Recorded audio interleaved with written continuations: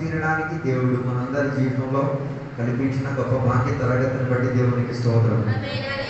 దేవుడు మనల్ని అందరిని కూడా దీవించును గాక, శక్తి సామర్థ్యం ఇచ్చి నడిపించి తీరును గాక అన్న ఆసక్తితో దేవుని యొక్క సన్నిధిలో మనం కూర్చుందాం. అనేక విషయాల కొరకు ప్రార్థన చేయడానికి, విజ్ఞాపన చేయడానికి దేవుడు మనకి సహాయ హస్తాన్ని, అభయ హస్తాన్ని దేవుడు మనకి కనిపించినందుకు దేవునికి స్తోత్రం. ఈ ఒకటి వేళ ఆరాధన కూడికి మీ అందరూ కూడా ఆహ్వానపరచుచున్న దేవుడు మనల్ని అందరిని కూడా దీవించి ఆశీర్వదించి తీరును గాక. ఒకటి వేళ ప్రార్థన సహకారంగా మనం కూర్చుందాం. దేవుని యొక్క వాక్య సందేశంతో దేవుడు మనతో మాట్లాడి తీరేతడిగా మనం దేవుని యొక్క సన్నిధిలో సమర్పించుకుందాం. బైబిల్ గ్రంథంలో నుంచి మనం కొన్ని రోజుల నుంచి నేర్చుకొచ్చున్న ఒక విషయమే సంఘం గురించి మనం నేర్చుకొని వస్తున్నాం. చాలా మంది దేవుని యొక్క బిడ్డలకి ఇప్పుడు కూడా సంఘానికి ఉన్న ప్రాధాన్యత ఏంటిది, సంఘం ఏ రీతిగా జీవించుకు తీరాలి అన్న విషయం గురించి అవగాహన లేదు. అందుకే దాని వలన సంఘం యొక్క పరిచర్యకు ప్రాధాన్యత వహించకుండా లోకం వైపు, పాపం వైపు, దేవునికి వ్యతిరేకపరిచే పాపం వైపు పరిగెట్టి తీరడానికి ఉన్న వ్యగ్రత చూపించి తీరుతున్నారు. అందుకే దేవుని యొక్క బిడ్డలు ఈ కాలంలో సంఘం గురించి అధిక జ్ఞానం కలిగిన దేవుని బిడ్డలుగా మారి తీరాలి.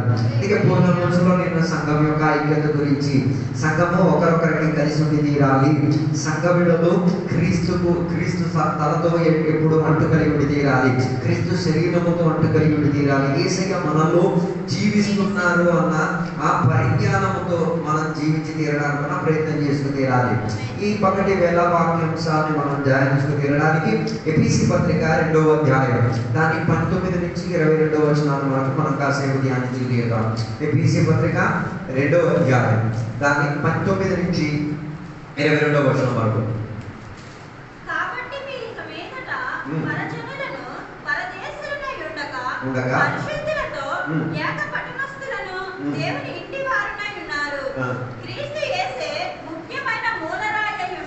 ఉండగా ప్రవక్తలను వేసిన పునాది మీద మీరు కట్టబడి ఉన్నారు.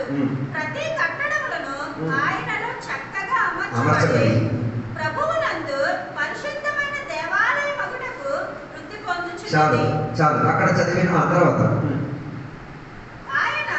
ఆయనలో మీరు కూడా ఆత్మ మూలముగా దేవునికి నివాస స్థలమై ఉండుటకు కట్టబడుచున్నారు.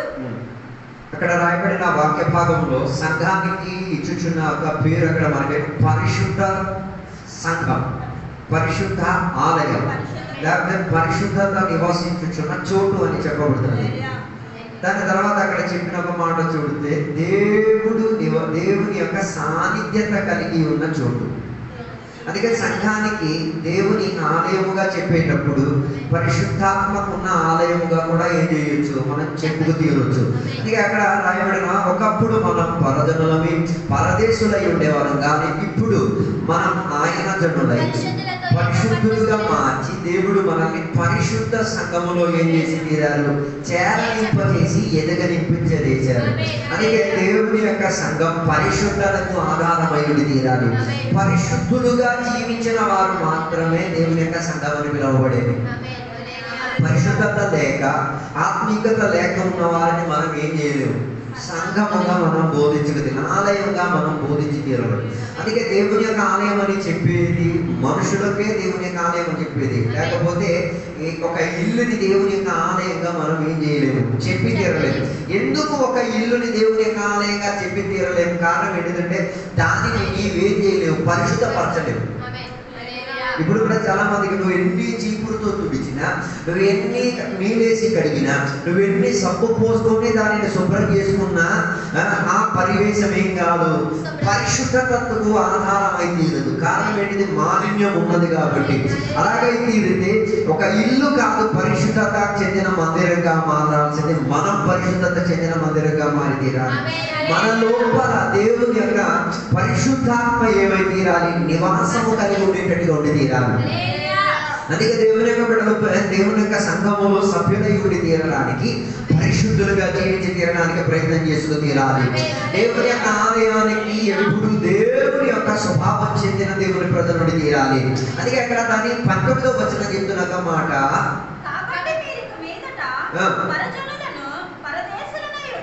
ఉండగా చూసారా, ఏక పట్టణస్థులు అంటే ఒక పట్టణానికి చెందినవారు, లేకపోతే ఒకే దేశానికి ఒకే ఇంటికి చెందినవారు. అప్పుడు ఈ దేవుని యొక్క సంఘములో ఉన్న వాళ్ళందరూ పరిశుద్ధులైతే ఆత్మశక్తి పరిశుద్ధాత్మ శక్తి పొందుకున్న వారైతే వారు ఒక ఇంటికి వారసులు. అప్పుడు అందరిలో యూనిఫామిటీ ఉండాలి, అందరూ ఒకే రీతిగా ఉండి తీరాలి. చాలా మంది సంఘానికి వస్తున్నారు, ఏకమతం లేదు. దాని అర్థం వాళ్ళ సంఘానికి కేవలం గెస్టే. దేవుడు ఆశించేది నువ్వు గెస్ట్ గా ఉండడానికి కాదు, ఏక పట్టణస్థుల ఇంటి తీరాలి. ఇండివిజువల్ నాని ఏమైందంటే నాగరికత పొందిన వారు దేవుని యొక్క పట్టణానికి నాగరికతను పొందుకున్న వారిగా మారి తీరాలి. అలాగైతే నీవు పరిశుద్ధత చెంది జీవించి తీరితే, నీలో పరిశుద్ధాత్మ యొక్క వ్యాపారం జరిగి తీరితే నువ్వు దేవునికి పరిశుద్ధ ఆలయం అయితే ఉంటున్నావు. నువ్వు ఆ పరిశుద్ధ పట్టణానికి ఓహరి అయితే ఉంటున్నావు. నువ్వు ఆ పరిశుద్ధ పట్టణంలో దేవునితో ఏమైతే ఉంటున్నావు, సమావేశం పొంది తీరుతున్నావు. అందుకే దేవుడు నిన్ను సంఘముగా చేసి తీరింది. సంఘముగా చేసి తీరడానికి ఉన్న కారణం, సంఘం ఇక్కడ కూడి ఎక్కడికి రావాలి, పరిశుద్ధ పట్టణంలోకి వచ్చి తీరాలి. అందుకే దేవుని యొక్క ఆత్మ నివసించుచున్న పరిశుద్ధ ఆలయం అని చెప్పబడి తీరుతున్నది. అందుకే నువ్వు సంఘములో చేరావంటే పరిశుద్ధత కలిగి ఉండి తీరాలి, పరిశుద్ధతకు ఆధారపడేటట్టుగా జీవితం ఉండి తీరాలి. అందుకే మొదటి కొరింథీయులకు రాసిన పత్రిక 3వ అధ్యాయం 16-17 వచనంలో చెప్తున్న మాట, మీరు దేవుని యొక్క ఆలయమై ఉన్నారని మీరు ఎరుగరా? మీరు దేవుని యొక్క ఆలయమై ఉన్నందున దేవుడు మీలో నివసించుచున్నందుకు, దేవుని యొక్క ఆత్మ మీలో నివసించుచున్నందుకు నీ శరీరం ఏమై తీరింది, ఆ దేవునికి ఆలయంగా మారి తీరింది. అలా నువ్వు పరిశుద్ధత చెందిన ఆలయముగా, పరిశుద్ధ ఆలయముగా మారి తీరేది. అందుకే దాని 17వ వచనం చెప్తున్నా కాబట్టి, ఎవరు దేవుని యొక్క ఆలయాన్ని పాడు చేస్తారో వారి పట్ల దేవుడు ఏం చేసి తీరుతాడు, పాడు చేసి తీరేటట్టుగా ఉన్న ప్రమాణత దేవుని దగ్గర నుంచి దొరికి తీరొచ్చు.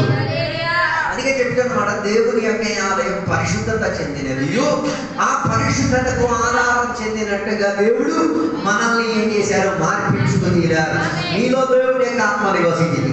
నువ్వు దేవునికి మందిరం అయితే నీ లోపల దేవునికి నచ్చే ప్రణాళిక ఉండి తీరితే దానిని దేవుడు సంరక్షించే బాధ్యత దేవునిది. అదే దేవుని యొక్క ఆలయాన్ని ఎదురించుకు తీరడానికో, దేవుని యొక్క ఆలయాన్ని కలుషితపరచడానికి ప్రయత్నం చేసి తీరితే దాడులు జరిగి తీరుతారు. అందుకే 17వ వచనం, దేవుని ఆలయాన్ని మీరు ఏం చేయకూడదు, పాడు చేయకూడదు. ఎలా ఆలయం పాడైంది? ఎలాగా? దేవుని ఆలయం పాడై తీరడానికి ఉన్న ఒకే ఒక ప్రవణత, దేవుని యొక్క వాక్యానికి వ్యతిరేకత ఉన్న ఏదైనా ఉంటే పాటించుకో, నువ్వు దేవుని ఆలయాన్ని పాడు చేసేస్తున్నావు. ఒక ఇల్లు పాడైపోవడానికి ఉన్న కారణం ఏంటిది? అందులో నివసించిన నివాసులు ఆ ఇంట్లో నివసించకపోతే, ఆ ఇంటిని శుభ్రపరచుకోకపోతే, ఆ ఇంట్లో ఉన్న బాధ్యతలు నెరవేర్చకపోతే దాని అర్థం ఏంటిది? ఆ ఇల్లు ఎంత త్వరగా శూన్యతలోకి వెళ్ళిపోయి తీరుతుంది. అలాగైతే ఒక ఇంటిలో నివసించిన ఒక వ్యక్తి ప్రతిరోజు ఆ ఇంటిని ఏం చేయాలి, చక్కపరచుకు తీరాలి. ఒక పొలంలో పని చేస్తున్న ఒక మనిషి ప్రతిరోజు ఆ పొలంలో పని చేస్తూ ఉండి తీరాలి. అప్పుడే పొలం ప్రేమించి తీరే మంచి పంటనిచ్చుకు తీరేది. అప్పుడే పొలం ఏమై తీరేది, మంచిగా సదుపాయం కలిగిన విస్తారత చెందిన ఎదురు కలిగించిన పొలంగా మారి తీరేది. అలాగే దేవుని యొక్క ఆలయం కూడా అంతే. అందుకే మన ఆలయాలన్నీ కూడా ఏమైపోయింది, అప్పుడప్పుడు సినిమా థియేటర్కి వెళ్ళినట్టు వెళ్తున్నాం మనం. మన ఆలయం ప్రతిరోజు బైబిల్ చెప్తున్నమాట, ప్రతిరోజు దేవుని ఆలయంలో వాళ్ళు ఏం చేసేవారు, కలిశారు. కానీ మనం కలవలేకపోతున్నాం అంటే దాని అర్థం పాడైపోయి తీరడానికి, దేవుని యొక్క ఉగ్రత నీ మీదకి రావచ్చి తీరడానికి నువ్వే కోరిని త్రోవ రెడీ చేసుకుంటున్నావు. అందుకే దేవుని యొక్క ఆలయాన్ని పాడు చేయకుండా ఉండే నిమిత్తం, దేవుని యొక్క ఆలయాన్ని పాడు చేసేదలగా దేవుని వాక్య వ్యతిరేకతగా 90% దేవుని యొక్క వాక్య వ్యతిరేకతలో ఉన్న భావనే. అందుకే ఇది వాక్య వ్యతిరేకత ఉన్నదని కూడా కొందరికి ఏం కావట్లేదు, అర్థం కావట్లేదు. అర్థమైనా కూడా దాన్ని ఏం చేయట్లేదు, పట్టించుకోవట్లేదు. పరలోకానికి ఉన్న ప్రయాణములు ఉన్నారు కానీ వారికి ఏం అర్థం కావట్లేదు వాక్యానికి. పగటి వేళ నువ్వు దేవుని ఆలయం అయితే వాక్య వ్యతిరేకత ఉన్నది, ఏం చేయకూడదు, చేసుకోకూడదు. సినిమా చూడకూడదు అంటే చూడదు, అంతే. పాపం చేయకూడదని చేయకూడదు, దేవునికి వ్యతిరేకంగా జీవించకూడదు. దేవుని వాక్యం వద్దు అని చెప్పిన దానిని మనం ఏం చేయాలి, వద్దనే చెప్పుకు తీరాలి. లేకపోతే నువ్వు దేవుని యొక్క సంఘాన్ని నీవేం చేసి తీరుతున్నావు, పాడు చేసి తీరుతున్నావు, పరిశుద్ధతకు అపవిత్రత చెందినట్టుగా మార్పించేసి తీరుతున్నావు. అందుకే దేవుని యొక్క అతి జాగ్రత్తగా జీవించడానికి ప్రయత్నం చేస్తూ తీరాలి. దేవుడు ఒకటి పాడు చేయడానికి ప్రారంభించుకు తీరితే ఆ పాడు ఎంత ఘోరమై ఉండి తీరుతుందో ఆలోచించి తీరండి. నువ్వు దేవుని ఆలయాన్ని పాడు చేసి తీరితే దేవుడు నిన్ను చేసి తీరచ్చు, పాడు చేసేసి ఎంతటిగా తీరచ్చు. అందుకే దేవుని యొక్క ఆలయం పాడైపోయి తీరడానికి ఇలాంటి బోధలు కూడా వచ్చేసి అలాంటి వాక్యాలు కూడా వింటారు. మీరు వేసుకోండి, ఆభరణాలు వేసుకోండి, కొట్టేసుకోండి, ఏం ప్రాబ్లం లేదు, మీరు చర్చికి రాకపోయినా పర్వాలేదు, కాదు. ఇవన్నీ ఏంటిది? పరిశుద్ధతను కోల్పోవడానికి ఇచ్చే అవకాశాలు. అందుకే ఇలాంటి వాక్యాలు వినడానికి ఆకృతి ఎక్కువ. నిజమైన వాక్యం చెప్పినప్పుడు చాలా మందికి దూరంగా వస్తుంది. మన ప్రైజ్లాడు కూడా చెప్పాలి, ధిక్కరింపును వాళ్ళు చూస్తున్నారు. మన ఆరాధనలో మీరు చూడండి, పరిశుద్ధత లేకపోవడం, పాపం గురించి చెప్తే వాళ్ళు స్తోత్రం చెప్పడం మాట్లాడతారు, ఆరాధన చేయడం మాట్లాడతారు. దాని అర్థం లోపల ఏదో చెత్త ఉందన్నారు. చెత్తలో ఉన్నప్పుడు చెత్తని చెత్త అని చూపించడం నీకు బరువు వస్తున్నదని దాని అర్థం చెత్తలో జీవించడానికి పోలేదు. అందుకే పిల్లలు వచ్చాడు, అయ్యో సినిమా చూస్తే ఏంటి ప్రాబ్లం, సీరియల్ చూస్తే ఏంటి ప్రాబ్లం, ప్రాబ్లం ఏమైనా ఉందా? ప్రాబ్లం ఏం లేదు. ఆ నటిస్తున్నట్టుగా నువ్వు కూడా నటిస్తావు. అందులో ఏదైనా ఒక వాస్తవికత ఉందా? మీరు వాడుతున్న ఈ ఫోను 99% అబద్ధమే. వీళ్ళు మనం చూస్తుంటాం, అవన్నీ అబద్ధాలే, అందులో ఏమి ఉండదు. ఈ కాలంలో ఉన్న మీటింగ్లు కూడా అబద్ధాలే. జనాలు ఉండరు కానీ ఈయన పడే వాక్యం చెప్పేస్తాడు. తర్వాత దాన్ని ఏ రీతిగా చూపిస్తాడు? జనాలు ఉన్నట్టుగా నాతో లేరనుకుంటా. అప్పుడు అందులో ఏం లేదు, నిజాయితీ లేదు. అందుకే సినిమా చూడొద్దు అని చెప్పింది. సినిమాలకు ఉన్న ఇన్ఫ్లుయెన్స్ మనకేం చేయకుండా రాకూడదు. ఆ సినిమాకున్న శక్తి ఎంత తీవ్రమైనది తెలుసా? అది మనుషులను ఏం చేసుకు తీరేది, వారి జీవిత స్వభావంలో దానికి ప్రభావం అధికంగా ఉన్నది. అందుకే ఎంటర్టైన్మెంట్ సిస్టంలో సాతాను బాగా పనిచేసి తీరేది. అందుకే దేవుని బిడ్డలకు ఇప్పుడు కూడా అర్థం కావట్లేదు దేని మూలంగా సాతాను ఇంట్లోకి రావచ్చు. టీవీ మాధ్యమంగా ఫోన్ ద్వారా ఇంటికి సాతాను రావచ్చు. ఫోన్ ద్వారా ఎవరు రావచ్చు? ఎందుకు బైబిల్ చెప్తున్న మాట, అంతరిక్షంలో వ్యాపారింపజేస్తున్న శక్తి ఏ శక్తి? సాతాన్య శక్తి. అప్పుడు ఇంటర్నెట్ నీ ఫోన్కి ఎలా వస్తుంది? మీ ఇంటికి డిష్ ద్వారా ఎలా సినిమా వస్తున్నది? అంతరిక్షంలో. అప్పుడు ఆ అంతరిక్షంలో తన ప్రభుత్వం ఉంది. అందుకే దానిని ఎర్రగొట్టుకు తీరడానికి ఏం చేయాలి? దానియేలు చేసినట్టుగా ప్రార్థనతో ఉపవాసంతో ఏం చేయాలి? దేవుని సన్నిధిలో పెరుగులాడడానికి తిండి తిని పందిలా కొవ్వు ఎక్కడం కన్నా తిండి మానేసుకొని ఏం చేసుకుని అరగదేసేసుకో కొవ్వుని సాతాన్య శక్తులను ఏం చేసుకుని ఎర్రగొట్టుకు తీరి తనకున్న ఆ సమావేశం దాటుకు తీరి దానియేలు చేసినట్టుగా ఆయన ప్రార్థన చేసిన మొదటి రోజే తన జవాబు చూసింది. కానీ ఆ జవాబు ఆయన దగ్గరికి అన్నతీరకుండా వాతావరణం పైన అధికారం చేసి ఉన్న ఆ అంధకార శక్తులను, ఆ పాశ్య దేశ ప్రభువులను ఏం చేస్తున్నాడు? మిగతా 20 దినాలు వాటి పైన పోటీ పడి ఎరగొట్టుకున్నాడు. 21 రోజు దాని మీద ఒకే కసితో ఉన్నాడు. నా విడుదల నాకు దొరికి తీరాలి, నా కుటుంబం మీద కదా ఏమై తీరాలి, క్షేమకరంగా వచ్చి తీరాలి. దానికి నువ్వే చేయాలి, ఖరీదు ఇవ్వాలి, వెల ఇవ్వాలి. పరిశుద్ధంగా ఫ్రీగా వచ్చేది కాదు. దానికి ఏం చేయాలి? వెల చెల్లించుకు తీరాలి, సమయం గడపాలి. దానికి ఏం చేయాలి? మన జీవితాన్ని సమర్పించుకు తీరాలి. అలాగే తీరితేనే మనల్ని మనం ఏం చేసుకోగలిగి తీరేది, పరిశుద్ధపరచుకు తీరేది. అలాగైతేనే మనలను సంఘమని దేవుడు ఏం చేసుకోగలిగి తీరేది, పిలుచుకోగలిగి తీరేది. అందుకే కాలంలో దేవుని యొక్క బిడ్డలు ఏం చేసుకుని తీరాలి? సంఘముగా మనం పిలిపింపబడి తీరడానికి, పరిశుద్ధత చెందేటట్టుగా జీవించడానికి ప్రయత్నం చేయాలి. దేవుని యొక్క వాక్యం ధిక్కరించేది, దేవుని యొక్క వాక్యం వద్దని చెప్పేది దాన్ని ఏం చేయాలి? వదిలి తీరాలి.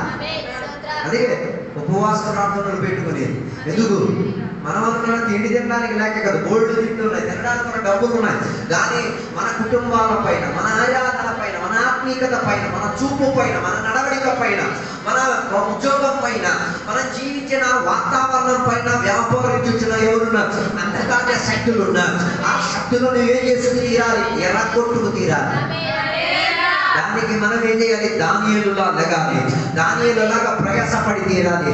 సంక్రాంతికి శివరాత్రికి వచ్చేసి ఏదో చేసేసి వెళ్ళడం కాదు. దైనందిన జీవితంలో ప్రార్థన ఉండి తీరాలి, దైనందిన జీవితంలో వాక్య జ్ఞానం ఉండి తీరాలి, దైనందిన జీవితంలో దేవునితో సహవాసం ఉండి తీరాలి, దేవుని యొక్క సంఘటనలతో సహవాసం ఉండి తీరాలి. అది కొందరికి లేదు. దేవుడు కలవడంతో ఏం చేయాలి? కలవడం. నువ్వు కలవకపోతే దాని అర్థం పరిశుద్ధతగా నీకేం లేదు, అవసరత లేదు. అందుకే సంఘాల్లో సంఘ బిడ్డలకు ఉన్న అనుబంధం మీరు చూడండి. ఆదివారం కనబడినప్పుడు ప్రైజులనే తప్ప మిగతా 5 రోజులు 6 రోజులు కనబడలేని ప్రైజులు 7 రోజులు చెప్పకూడదు. పాపం దేవుడు క్షమించేస్తున్నాడు కాబట్టి మంచిదే, కానీ దాచుకున్న నిజభావనను మనం అర్థం చేసుకుని తీరాలి. ఇక నేను చెప్పినప్పుడు అనుకున్న ఉద్దేశం, దేవుని యొక్క మందిరం పరిశుద్ధాత్మ నివసించిన మందిరం, దేవుని యొక్క మందిరం శుభ్రపరిచిన మందిరం, పరిశుద్ధతకు ఆధారమైన మందిరం. అలాగైన చోటుకే దేవుడు చర్చి అని పిలుచుకు తీరేది. తర్వాత మనం 1 పేతురులకు రాసిన పత్రిక 2వ అధ్యాయం 5వ వచనానికి వచ్చినప్పుడు మనకి చూడగలిగి తీరినమాట, జీవము కలిగిన రాళ్ళతో కట్టబడిన మందిరం అని చెప్పబడుతున్నది. యేసుక్రీస్తు ద్వారా దేవునికి అనుకూలములకు ఆత్మ సంబంధమైన బలులు అర్పించుటకు పరిశుద్ధ యాజకులుగా ఉండునట్లు మీరును సజీవమైన రాళ్ళే నుండి. దట్ మీన్స్ నీవెవరు? జీవం కలిగిన రాయి. కొన్ని రాళ్ళు ఉన్నాయి, ఏముండవు. ఇప్పుడు చర్చిలో జీవం లేని రాళ్ళు ఉన్నాయని తెలియాలంటే ఏం లేదు, పక్కన సైలెంట్గా కూర్చున్నా ఆ రాయికి జీవం లేదు. ఆ రాయి దగ్గరికి ఎంత దూరం పరిగెట్టాలో అంత దూరం పరిగెట్టాలి. కారణం ఏంటిది? వాటికి ఏం లేదు జీవం. జీవం ఉన్న రాయి ఏం చేస్తాయి? గెంతుతుంది, చప్పట్లు కొడుతుంది, నాట్యం చేస్తుంది, ప్రైజ్లో చెప్తుంది. మౌనం పాటించేది రాయికి ఏం లేదు. అందుకే మౌనం పాటించిన రాయిని తీసేసి ఏం చేసేది? ఎసరడానికి మనకు పనికొచ్చేది.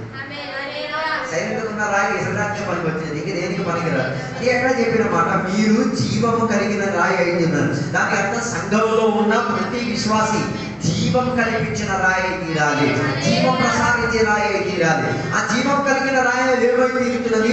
పరిశుద్ధ మందిరముగా, పరిశుద్ధ ఇల్లుగా దానికి ఏమై తీరొచ్చు? మార్పు.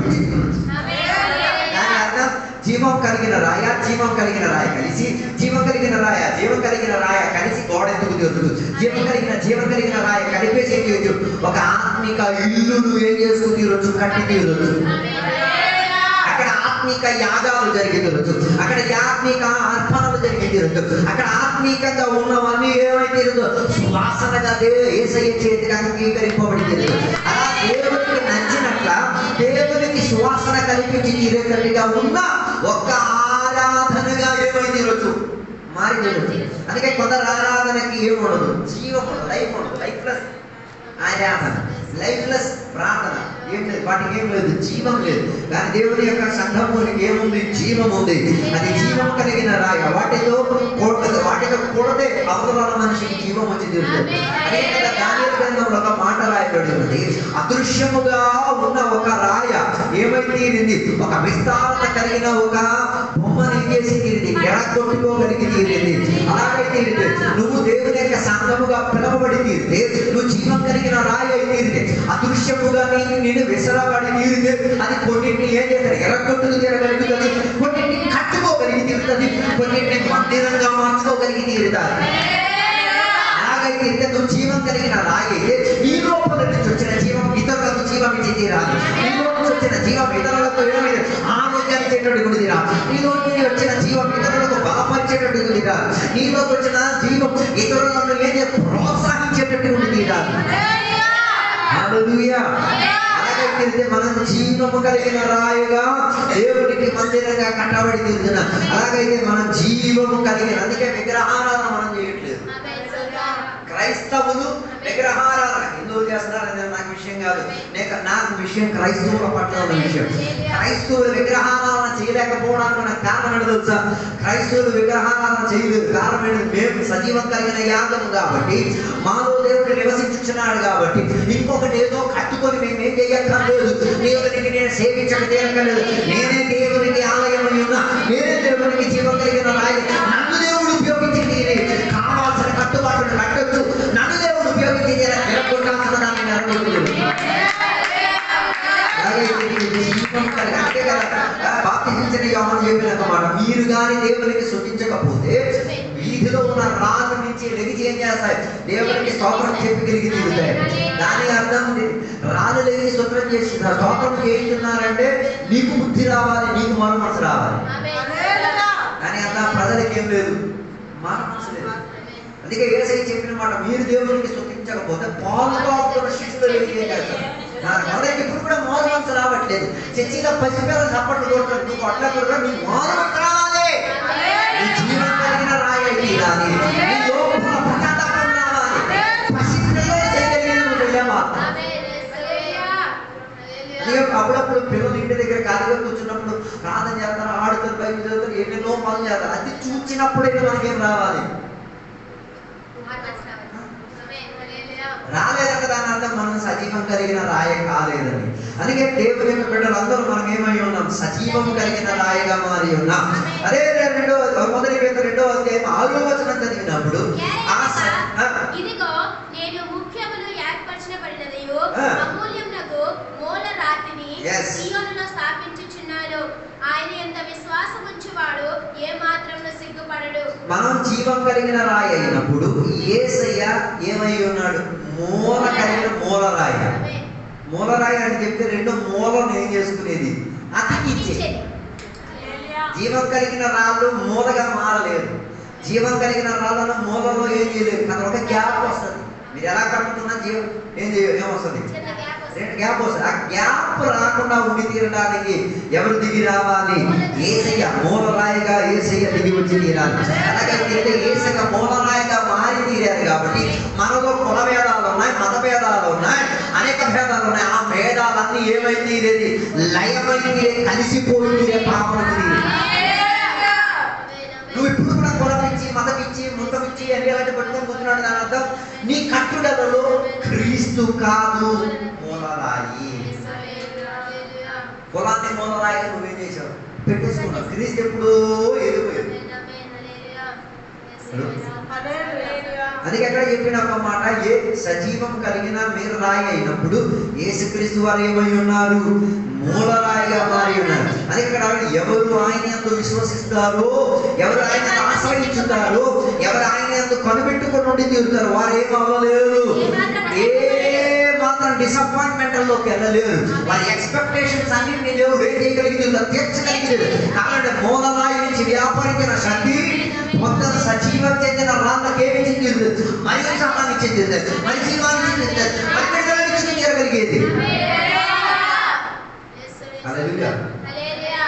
అందుకే మన నిరుత్సాహం చెందిన చర్య ఉండదు, డిసప్పాయింట్మెంట్స్ రావు. మనం ఏం అడిగిన దేవుడు ఏం చేసి తీరుతారు? జవాబు ఇచ్చి తీరుతారు. మనకు అన్ని విషయాల్లో దేవుడు సౌకర్యాలు, సదుపాయాలు ఇప్పించి తీరుతారు. అందుకే ఎఫెసీ పత్రిక 2వ అధ్యాయం 20వ వచనంలో రాయబడిన ఒక మాట మనం చూడగలిగితే, మూలరాయిగా యేసుక్రీస్తు ఉండగా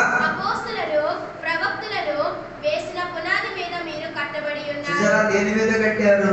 సజీవం కలిగిన రాళ్ళ మాత్రం కట్టబడడం కాదు, ఫౌండేషన్ దేనిని ఉపయోగించారు? అపోస్తులను, ప్రవక్తలను ఉపయోగించుకుని దేవుడు ఏం చేసుకొని ఇచ్చారు? ఫౌండేషన్ కట్టుకొని వచ్చి తీరాలి. అలాగే తీరితే ప్రవక్తల సంఘంలో ఉండి తీరాలి, అపోస్తుల సంఘంలో ఉండి తీరాలి. అపోస్తులు చేసే పని ఏంటిది? వారి ద్వారా దేవుడు సూచక క్రియలు చేస్తారు, అద్భుతాలు చేస్తారు. ప్రవక్తల పని ఏంటిది? వారు ప్రవచనం చేసే ప్రజలకు ఏదైతే దేవునికి మనుషులకు ఏం చేసి తీరుతారు? కలిపే బాధ్యత. మనుషులకు దేవునికి కలిపే బాధ్యత.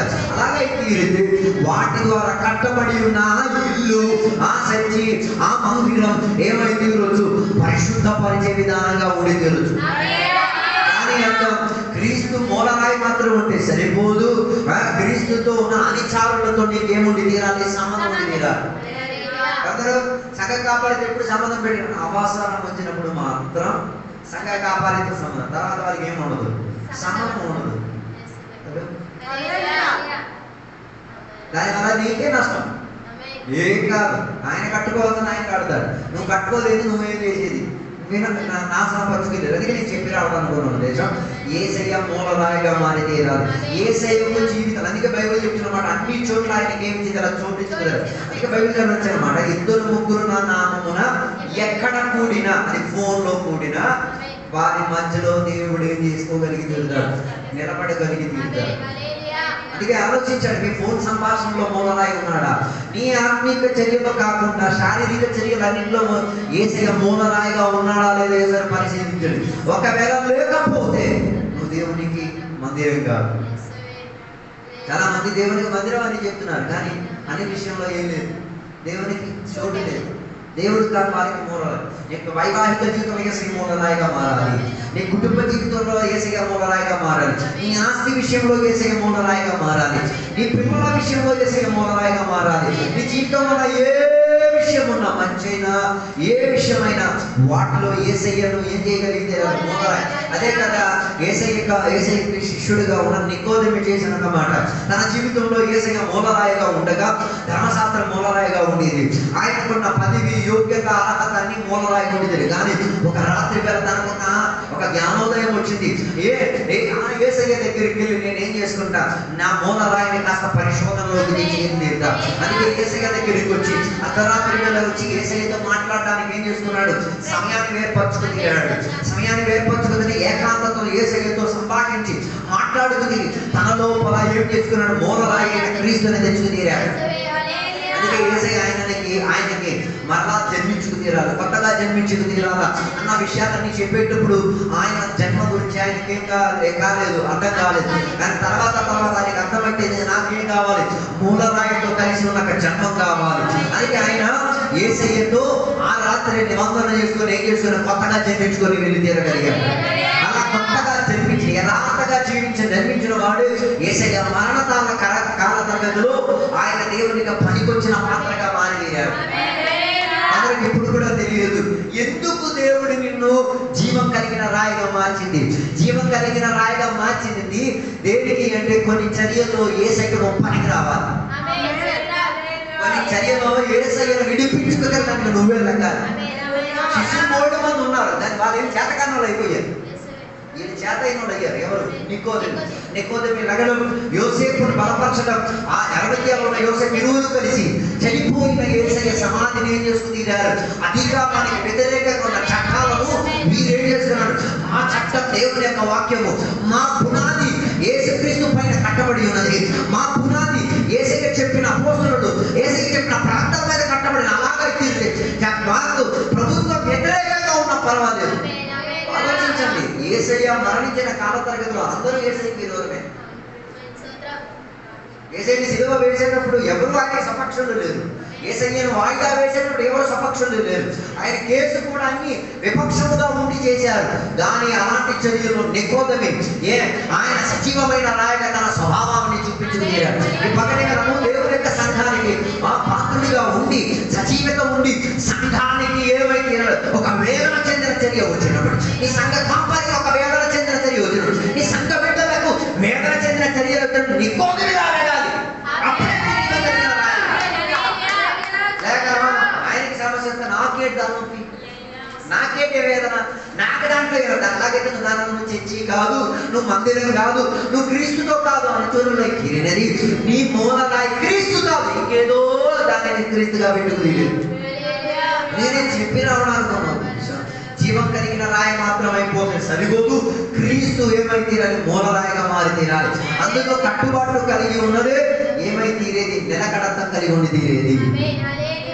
ఇక మనం ఎఫెసీయ పత్రికలో కొద్దాం 2వ అధ్యాయం 19వ వచనంలో మనం చూడగలిగితేరా, మీరు అన్యులు కాదు, పరదేశులు కాదు, మీరు ఏమై ఉన్నారు, ఏక పట్టణస్థులై దేవుని యొక్క ఇంటికి ఏమై ఉన్నారు, పాలమానస్తులై ఉన్నారు.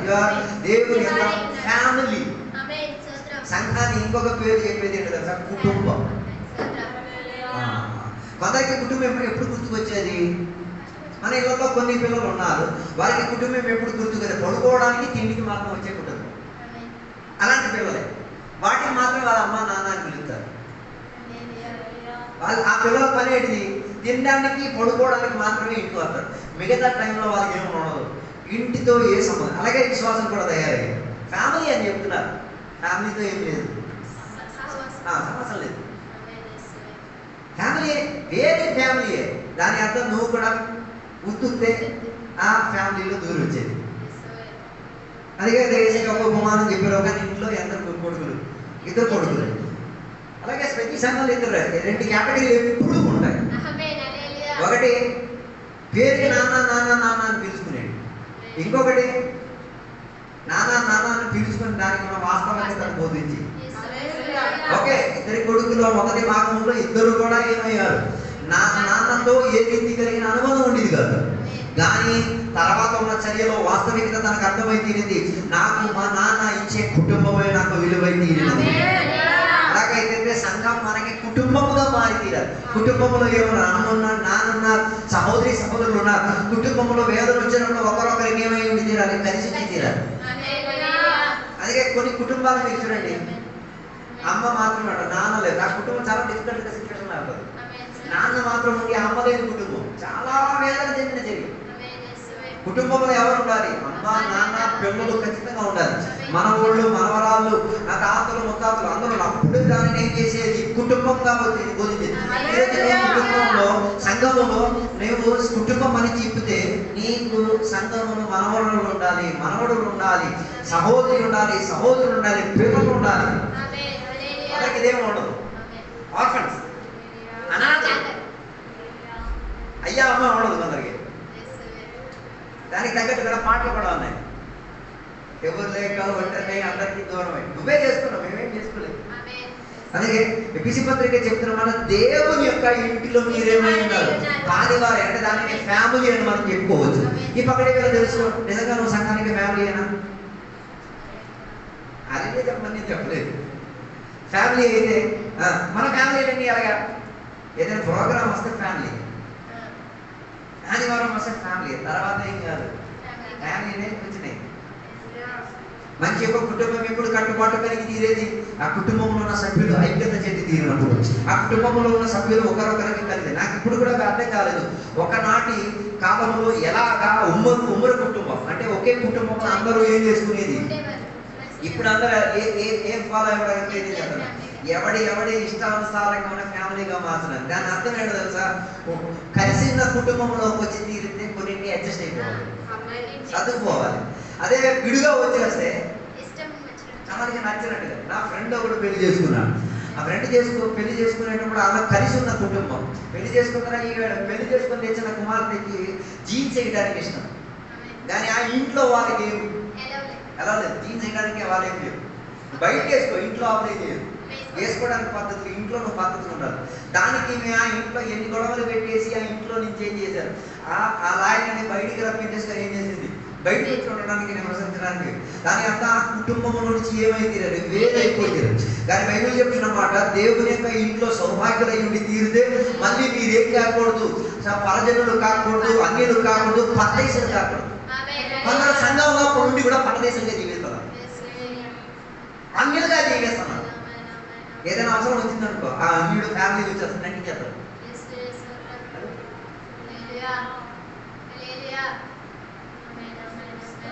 అందుకే దేవుని యొక్క ఇంట్లో సౌభాగ్యులై ఉండేది ఒక ఫ్యామిలీగా ఉండి తీరాలి, ఒకే ఐక్యతతో ఉండిదారు. ఎందుకు ఒక ఫ్యామిలీ, ఒకే నాన్న మనకేం చేశాడు, విడిపించుకు తీరాడు. ఒకే కొడుకు మనకొక ప్రాణం ఇచ్చి తీరాడు.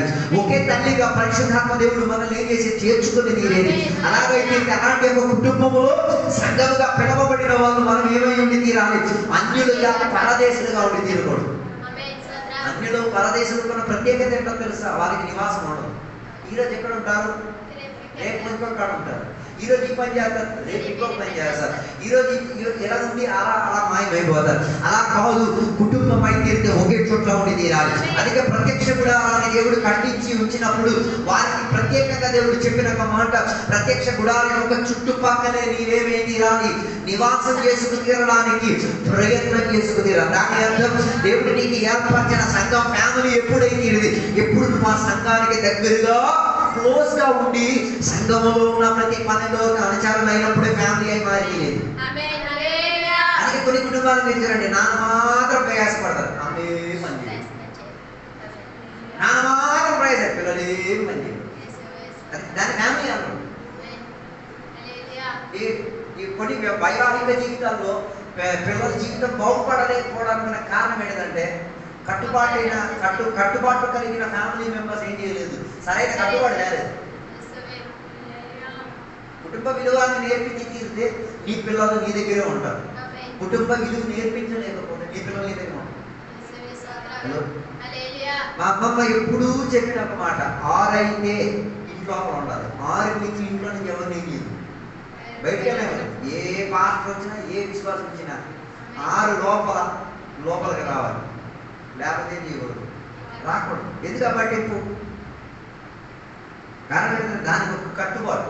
6 తర్వాత ఉన్నది ఏం కాకూడదు, మనకు అనుకూలం చేస్తుంది. దానివల్ల ఇల్లు బాగుంటుంది, కుటుంబంలో ఐక్యత వస్తుంది. అందుకే కొన్ని ఇళ్లలో 6 అయితే చాలు, ఎవడాడు కలిగేది వాళ్ళు, ఎవడాడు రూమ్. ఈ మధ్య నేను ఎవరితో ఇంటర్వ్యూ విన్నప్పుడు ఇలా విన్నాను. ఆయన 30-40 సంవత్సరాల క్రితం ఒకే రూములో అమ్మ, నాన్న, చెల్లి, అమ్మ అందరూ కలిసి ఉండేవారు.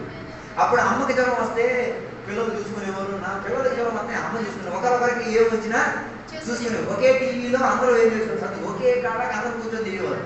ఇప్పుడు పిల్లలందరికీ ఉద్యోగాలు వచ్చినాయి, విస్తారత వచ్చింది. ఏమైపోయింది తెలుసా? ఆ ఇల్లుకి గదులుగా మార్చేసి పార్టీషన్. ఇది నాన్నకున్న గది, ఇది అమ్మకున్న గది, ఇది తమ్ముడుకున్న గది, ఇది చెల్లికున్న గది, ఇది బాత్రూమ్, ఇది స్టోర్ రూమ్. విగతంగా ఏం చేసేసారు, చేశారు. దాని తర్వాత ఏమైంది కదా, వీళ్ళలో ఉన్న ఐక్యత కూడా ఏమైపోయింది, దూరం అయిపోయింది. అప్పుడు నాన్నకి జ్వరం వస్తే నాన్న చెప్పాలి, నాకు జ్వరం వచ్చింది కదా, మీకు జ్వరం వచ్చింది ఎందుకు తెలియలేకపోతుంది, నువ్వు మొన్న జ్వరం వచ్చింది నువ్వు చెప్పలేదు. దాని అర్థం నీకు జ్వరం వచ్చినప్పుడు నువ్వు ఏం చేయలేదు, ఫ్యామిలీకి చెప్పలేదు, నువ్వు ఫ్యామిలీకి దగ్గరికి లేవు.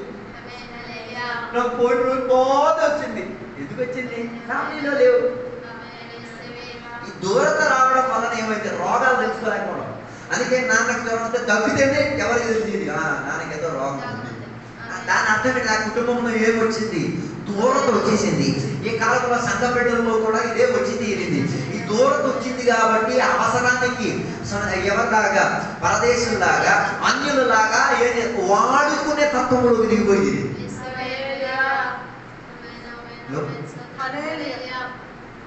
ఏం లేదు, ఫ్యామిలీ కాదు. మరి మీరు ఫ్యామిలీ ఎలా నేర్చుకున్నారు నాకు తెలియదు. ఫ్యామిలీ అయితే దుఃఖంలో, కష్టంలో, వేదనలో, మంచితనంలో అన్నింటిలో ఏమైంది, ఒకే ఐక్యతలో ఉండి తీరాలి, ఒకే రీతిగా కలిసి ఉండి తీరాలి. అలా ఉన్నదానినే సంఘం అని పిలవగలిగి తీరేది.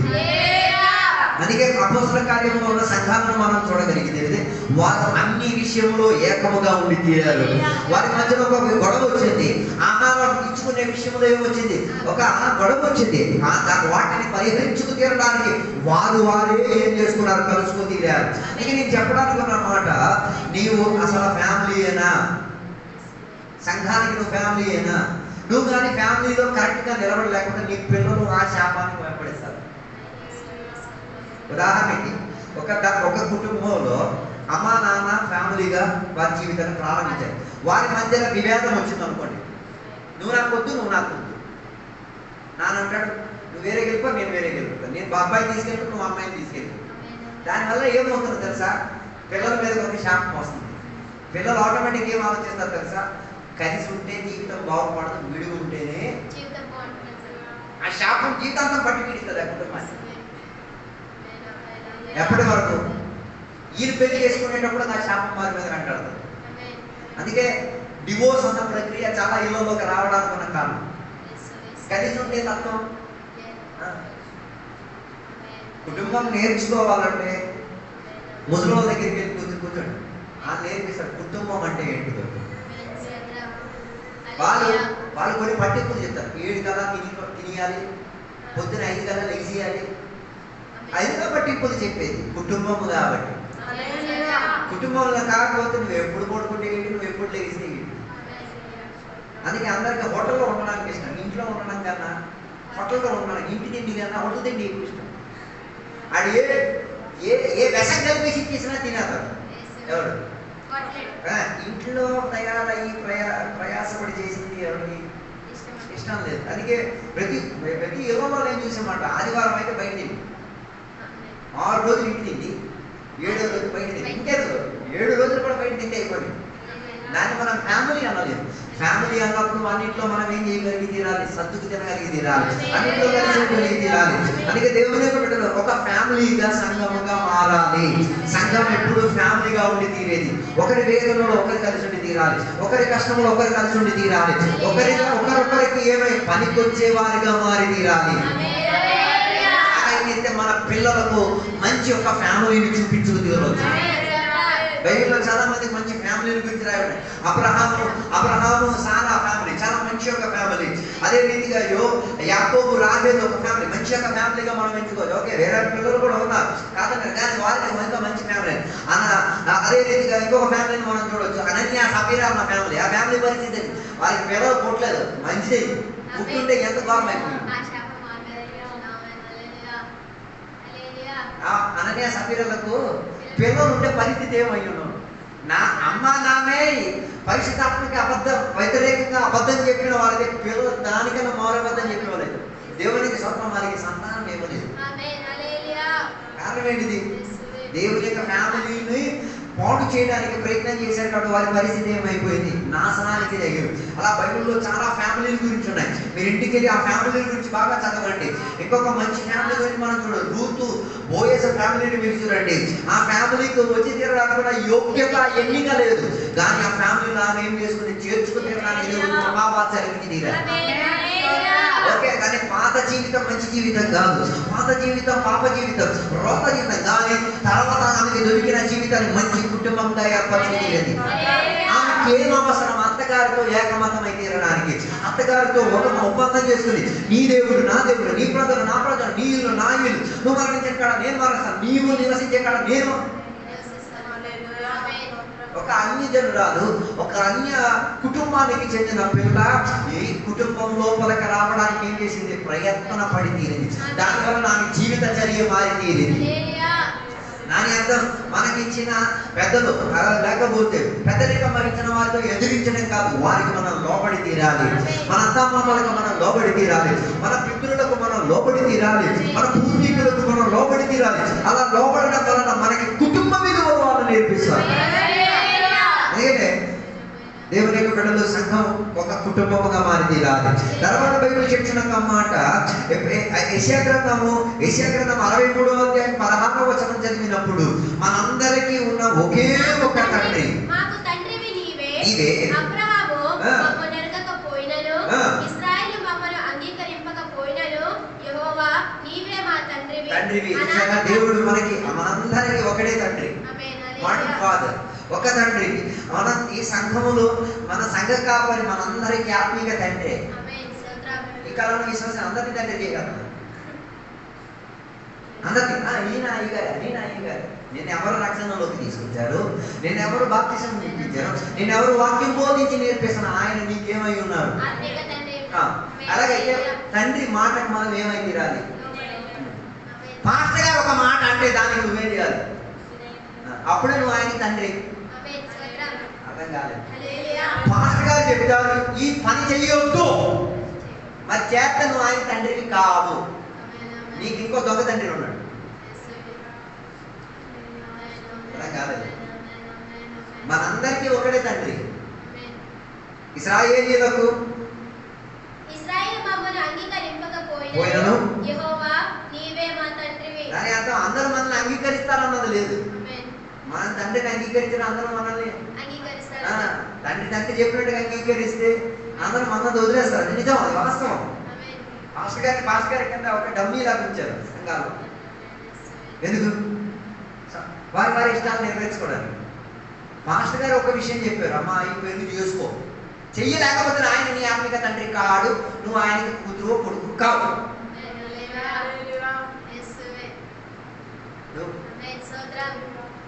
నీకు ఒక తండ్రి కాదు, కోడి తండ్రులు ఉన్నాయి.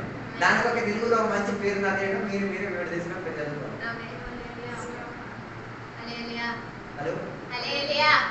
పేరుకే దేవుడు ఒక్కడే. ఆయన మనకి ఏమై ఉన్నాడు? తండ్రి అయి ఉంటే, అందుకే మన ప్రాంతాన్ని నేర్పిన మా పరలోకమందున మా తండ్రి, మా పరలోకంలో మా తండ్రి. అందుకే ఆయన చేసే ఉదాహరణ చెప్పాడు, మీరు మీ పిల్లలకు మంచి ఈవులను ఇచ్చినప్పుడు పరలోకంలో ఉన్న తండ్రి ఎంత మంచి నీతి కలిగిన ఈవులను ఇవ్వలేరు. మంచి ఉపమానాలు చెప్పారు. ఏ నాన్న కూడా తన పిల్లలకి ఏమి ఇచ్చి తీరారు, నాశనమైన ఇచ్చుకుంటూ తీరడానికి ప్రయత్నం చేయలేదు. ఇచ్చేటప్పుడు ఉన్నారులే, ఎందుకు మోసం చేసే పిల్లలు అంటే మరి ఇచ్చే తండ్రి అలాగే ఉండాలి. మీరు రాయి అడిగితే ఆయన ఇంకేమడు తినండి, కొందరు అడిగేది అలాగే. వారికి నాన్నలు ఏం చేస్తున్నారు? రాయి గుడ్డి బాధన చుట్టూ మోసం చేస్తున్నారు. ఎందుకు ఆ యాటిట్యూడ్ అలాంటిది కాబట్టి. అందుకే నేను చెప్పి రావడానికి ఒక కుటుంబం అయితే తీరితే ఎవరు దేవుడు మనకి తండ్రి అయి ఉన్నారు, సంఘ కాపరి మనకి తండ్రి అయి ఉన్నారు. అందుకే నేర్చుకోవాలి, తండ్రికి లోబడి తీరే పిల్లలు దీవింపబడగలిగిన దేవుడు. బైబిల్ చెప్తున్నా కాబట్టి అమ్మా నాన్నకి ఏమేమి తీరాలి, పిల్లలు లోబడి తీరాలి. అమ్మా నాన్నకి చెప్పిన మాటలకు ఏం చేయాలి, లోబడాలి. నేను ఆత్మీయతలో నడిపించుకొచ్చిన ఆత్మీక నాయకులకు మనం ఏం చేయాలి, లోబడాలి. అలా లోబడుట వలన ఏక తండ్రికి ఉన్న లక్షణాలు మనం చూపించి లేకపోతే మనం ఏకతండ్రికి ఉన్న లక్షణాలు చూపించుకు తీరలేదు. తర్వాత యెషయా గ్రంథం 9వ అధ్యాయం 6వ వచనం చూడగలిగితే యుగాను యుగము కొరకున్న తండ్రి అని చెప్పే ఒక మాట అక్కడ చెప్పబడుతుంది. 9వ అధ్యాయం 6వ వచనం.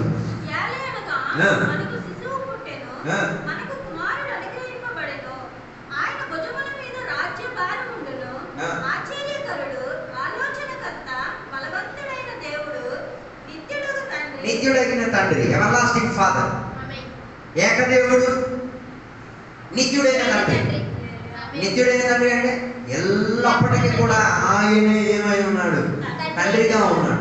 దాని అర్థం దేవుడు మనకి యుగాను యుగం వరకు ఏమై ఉన్నారు, తండ్రిగా అయి ఉన్నారు. మనం దానిని తండ్రిగా అంగీకరించుకు తీరాలి.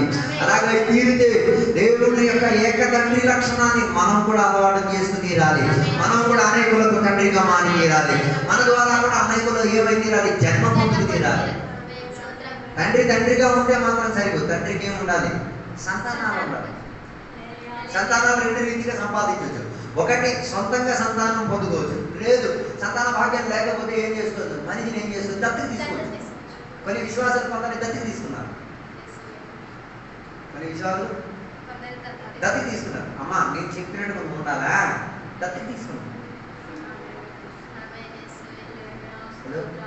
కొన్ని సంఘాలకి కొన్ని విశ్వాసాలు దత్తకే, వాళ్ళని టెంపరీ యూస్కే ఉంచారు.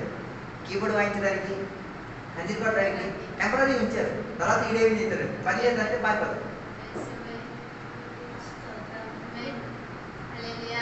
కారణం ఏంటి, తండ్రితో ఏం లేదు, అనుమతి లేదు. ఇద్దరు తండ్రులకు వచ్చే కాలం మనకు తెలుసు. ఇద్దరు పిల్లల గురించి, ఒక తండ్రికి ఇద్దరు పిల్లలు. ఎందుకు వారు నాన్న దగ్గర నుంచి దూరం అయ్యారు, ఎందుకు వారు నాన్న దగ్గర నుంచి దూరం అయ్యారు? నాన్న దగ్గర నుంచి దూరం అవడానికి కారణం ఏంటిది? అనుమతి లేకపోవడం. నాన్నతో ఏం వాళ్ళకి లేదు. వాళ్ళ నాన్నకి నాన్నని పిలిచింది దేనికి, ఆస్తి కోసం. మీ పిల్లలు మిమ్మల్ని నాన్న అని ఎందుకు, అమ్మ అని ఎందుకు పిలుస్తారు, మీరే విభజించారు. అది అర్థం చేస్తారు నీ పిల్లలు కూడా, నీకు అర్థమవుతుంది. హలో, అది అర్థం చేయలేకపోతే నీ ముసలితనం నీకు అలా అర్థం చేయిస్తారు. మరి నేను శాపం అంటున్నాను అని నేనే అనుకోలేదు. మీ కుటుంబ విషయం మీరే చూసుకోవాలి. కొన్ని కుటుంబాలు ఎందుకు అమ్మా నాన్నలను ఇంట్లో తోలేస్తున్నారు, కారణం ఇది అని అట్లాంటి సంబంధం చూపించారు కాబట్టి. అందుకే కదా ఈ కాలంలో ఏమి ఎక్కువ పెరిగిపోయినాయి, అనాథ శరణాలు ఎక్కువ పెరిగిపోయినాయి. అమ్మా నాన్నలను తీసుకెళ్లే కేంద్రాలు ఎక్కువ అయిపోయినాయి. అనాథ శరణం కాదు, కొన్ని ఇళ్లలో అమ్మా నాన్నలు అనాథలే. పిల్లలు ఎక్కడికి వెళ్ళిపోయారు, ఉద్యోగాలకు అని చెప్పి విదేశాలకు వెళ్ళిపోయారు. అట్లాంటి వాడికి ఏం ప్రార్థన చేయాలని నాకు అర్థం కావట్లేదు. అర్థం కాదు,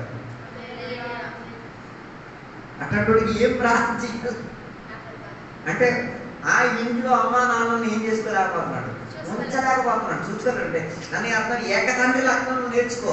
యుగానుయుగం ఉన్న తండ్రి ఆయన మనం చేర్చుకోగలిగి తిన్నప్పుడు ఆయన మన అన్ని బాధ్యతలు ఏకమతమై తీరడానికి ప్రయత్నం చేస్తాం. అలాగైతే సంఘం కూడా అలాగే ఉండి తీరాలి.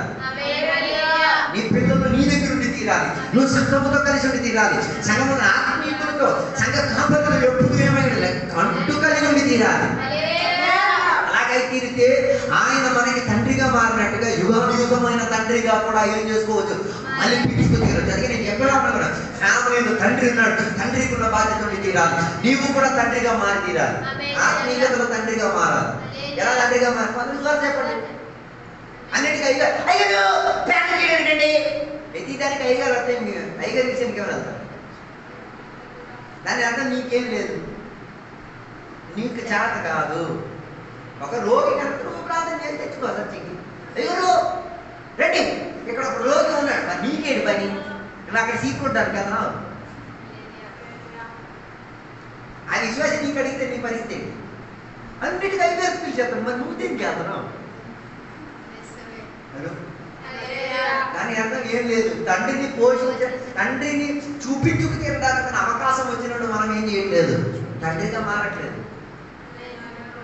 అందుకే చాలా మంది మీరు ఆత్మికంగా పిల్లలకు అన్నారా లేదా ఒకసారి పరిశోధించండి. ఎన్ని ఆత్మగా నియమంగా వచ్చాయి అంటే ఇప్పుడు కూడా నువ్వు గుడ్డరాలే, ఆత్మిక గుడ్డరాలు. ఇన్ని అన్ని భాషలు చెప్తున్నావు, ఇన్ని మాటలు పాడుతున్నావు, ఇన్ని దేవుడి విషయం చెప్తున్నాయి.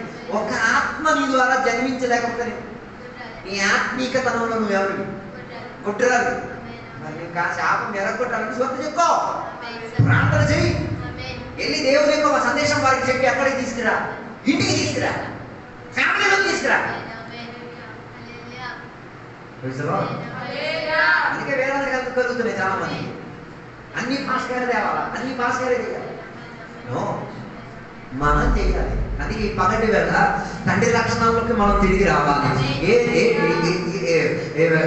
పిల్లలు కనలేని తత్వాన్ని ఎర్రగొట్టుకుంటూ పిల్లలను సంపాదించు తీరగలిగే ఒక తత్వంలోకి మనం ఏం చేయాలి? ఎదుగుదల బుద్ధి తీరాలి. దాని కొరకు మనం ప్రార్థన చేయాలి. దాని కొరకు అనేకులకు స్వార్థ చెప్పాలి. అనేకులకు దేవుని దగ్గర చేర్చుకు తీరడానికి ఏక తండ్రి లక్షణాలు మనం చూపించుకు తీరాలి.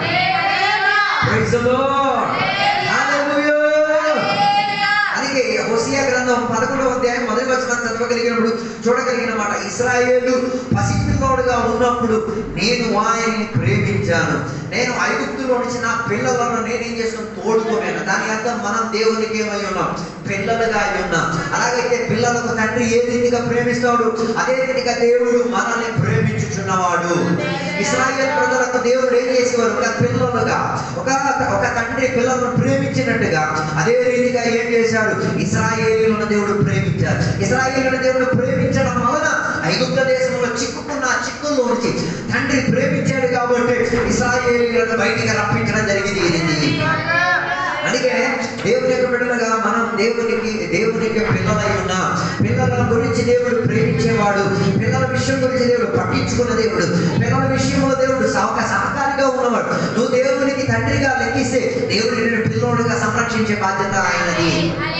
అందుకే రోమాపత్రిక 8వ అధ్యాయం 15వ వచనంలో చెప్పబడుతున్న మాట, ఒకప్పుడు మనం ఏ ఆత్మలో ఉండేవా? ఏ దాసత్వం కింద ఆత్మలో మనం జీవించేవాళ్ళం. కానీ ఇప్పుడు పుత్రత్వం చెందిన ఆత్మలోకి తిరిగి వచ్చి తీరాం.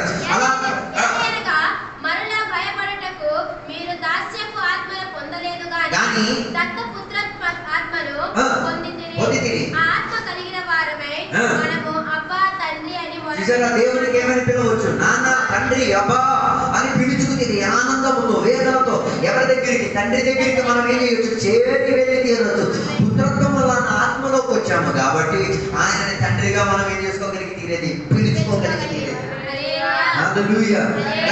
కూడా చాలా మంది ఏ ఆత్మలో ఉన్నారు? దాసత్వం అన్న ఆత్మలో ఉన్నారు. ఆ ఆత్మలో ఉండబట్టే నాన్నకి నాన్న అని పిలవలేకపోతున్నారు. సంఘటనలు చాలా మంది ఆత్మీక నాన్నతో అనుబంధం లేకపోవడం, వారు సొంతంగా ఆత్మీకంగా నాన్న అవ్వలేకపోవడం వలన ఏమైంది? ఏ కాడి వారి మీద ఉంది? దాసత్వం అన్న కాడి. ఈ పగటి గల దాసత్వం అన్న కాడిని ఎరగొట్టుకుంటూ సముద్రునిగా తండ్రిగా ఉన్న కాడిలోకి మనం ఏం చేయాలి? కలిగి వచ్చి తీరాలి. దానికోసం మనం ప్రయత్నపడి తీరాలి. ఎలా ఒకటి తండ్రి అయి తీరేది? పెళ్లి చేసుకోవాలి. దానికి పెళ్లి చేసుకోవాలని పిల్లలు ఎత్తుకోవాలి. పిల్లలు ఎత్తుకుని ఈ ఊళ్ళో ఉన్న పిల్లలు ఎప్పుడు మంచిగా, నేను ఆడవాళ్ళు అస్సలు నమ్మను. పెళ్లి చేసుకోలేవు, సంతానం పొందలేవు, ఫ్యామిలీ అవ్వలేవు. అర్థం కాదు. చాలా మనం పెళ్ళొద్దు. దాని అర్థం నువ్వు ఫ్యామిలీ అవ్వాలని నువ్వు కోరట్లేదు.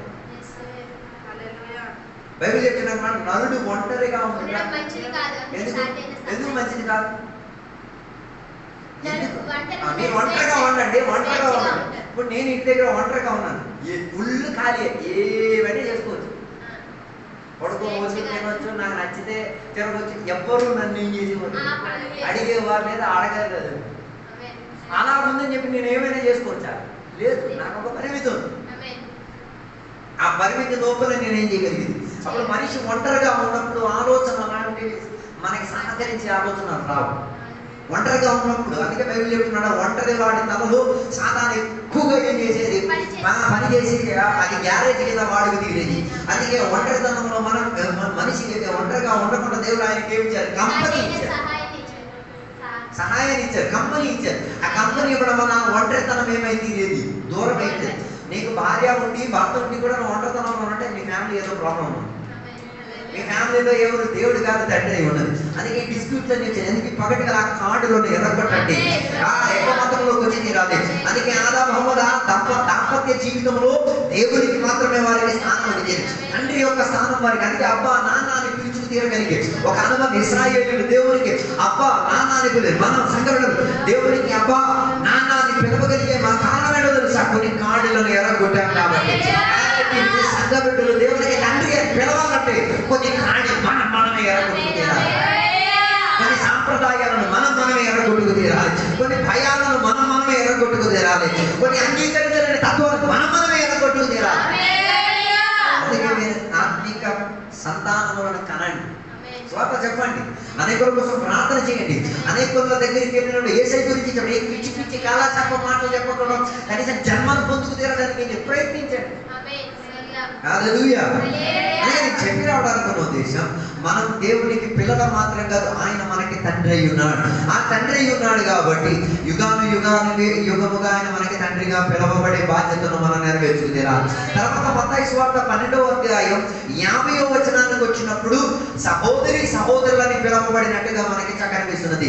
ఎవరు దేవుని యొక్క చిత్తాన్ని నెరవేరుస్తారో వారు నా సహోదరులు, నా సహోదరి, నా తల్లి అయి ఉన్నారని యేసయ్య ప్రజలు అంతా చూసి ఏం చేశారు చెప్పడం జరిగింది.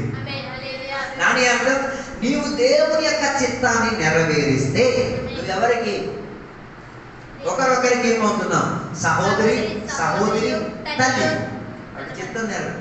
మనకంటూ ఒక చిత్తం ఉంది. మన చిత్తం ఎప్పుడూ కూడా దేవుని యొక్క చిత్తానికి అనుకూలపడదు. అర్థం కాదు. నాకంటూ ఒక ఇష్టం ఉంది. నా ఇష్టం కాదు నీ ఇష్టం, మీ ఇష్టం కాదు నా ఇష్టం. అలా ఉన్నప్పుడు దేవుని యొక్క ఇష్టము మన ఇష్టం ఎప్పుడు ఏమవ్వదు, ఒక్కటవ్వదు. దేవుని యొక్క ఇష్టం స్వీకరించిన మన ఇష్టం ఏమైపోవాలి? చచ్చిపోవాలి. అలా కాదు. అందరికీ వారి ఇష్టాలు ఉన్నాయి, కానీ దేవుడు ఇష్టపడిన ఒక ఇష్టం ఉంది. ఆ ఇష్టం కొరకు మన ఇష్టం ఏం చేయాలి? చంపియాలి. అప్పుడే దేవుని యొక్క ఇష్టం మనలో ఏమైంది నెరవేరు. అప్పుడే మనం దేవుని పేరట్ల దేవుని అనుచారులై మనం సహోదరి అయి తల్లిగా అయి ఏం చేయగలిగింది? ఫ్యామిలీని చూపించగలిగింది. సంఘం ఎప్పుడు ఫ్యామిలీ చెప్పగలిగి తీరేది దేవుని యొక్క చిత్తాన్ని నెరవేర్చేటప్పుడు. దేవుని యొక్క చిత్తం నెరవేర్చేటప్పుడు దాన్ని నెరవేర్పు కొరకు నీవేం చేయాలి? నీ చిత్త వృత్తిని ఏం చేయాలి? చంపించుకు తీరాలి. మన ఇష్టాలను కష్టంగా మార్చుకు తీరగలిగి తీరాలి. అందుకే యేసయ్య శిష్యులకు చెప్పి యేసయ్య దగ్గరకి తన తల్లి తన సహోదరులకు కలవడానికి వచ్చిన చర్యలో యేసయ్య ఏం చేయలేదు. మనం అయితే ఇక్కడ ఆరాధన జరుగుతుంది, అక్కడ మా ఇంట్లో ఉన్న పెద్దలు ఎవరైనా నేనా మీరే వాళ్ళు, నువ్వు అక్కడే కూర్చోవాలి. కారణం ఏంటిది? ఈ పని తర్వాత ఆ పని.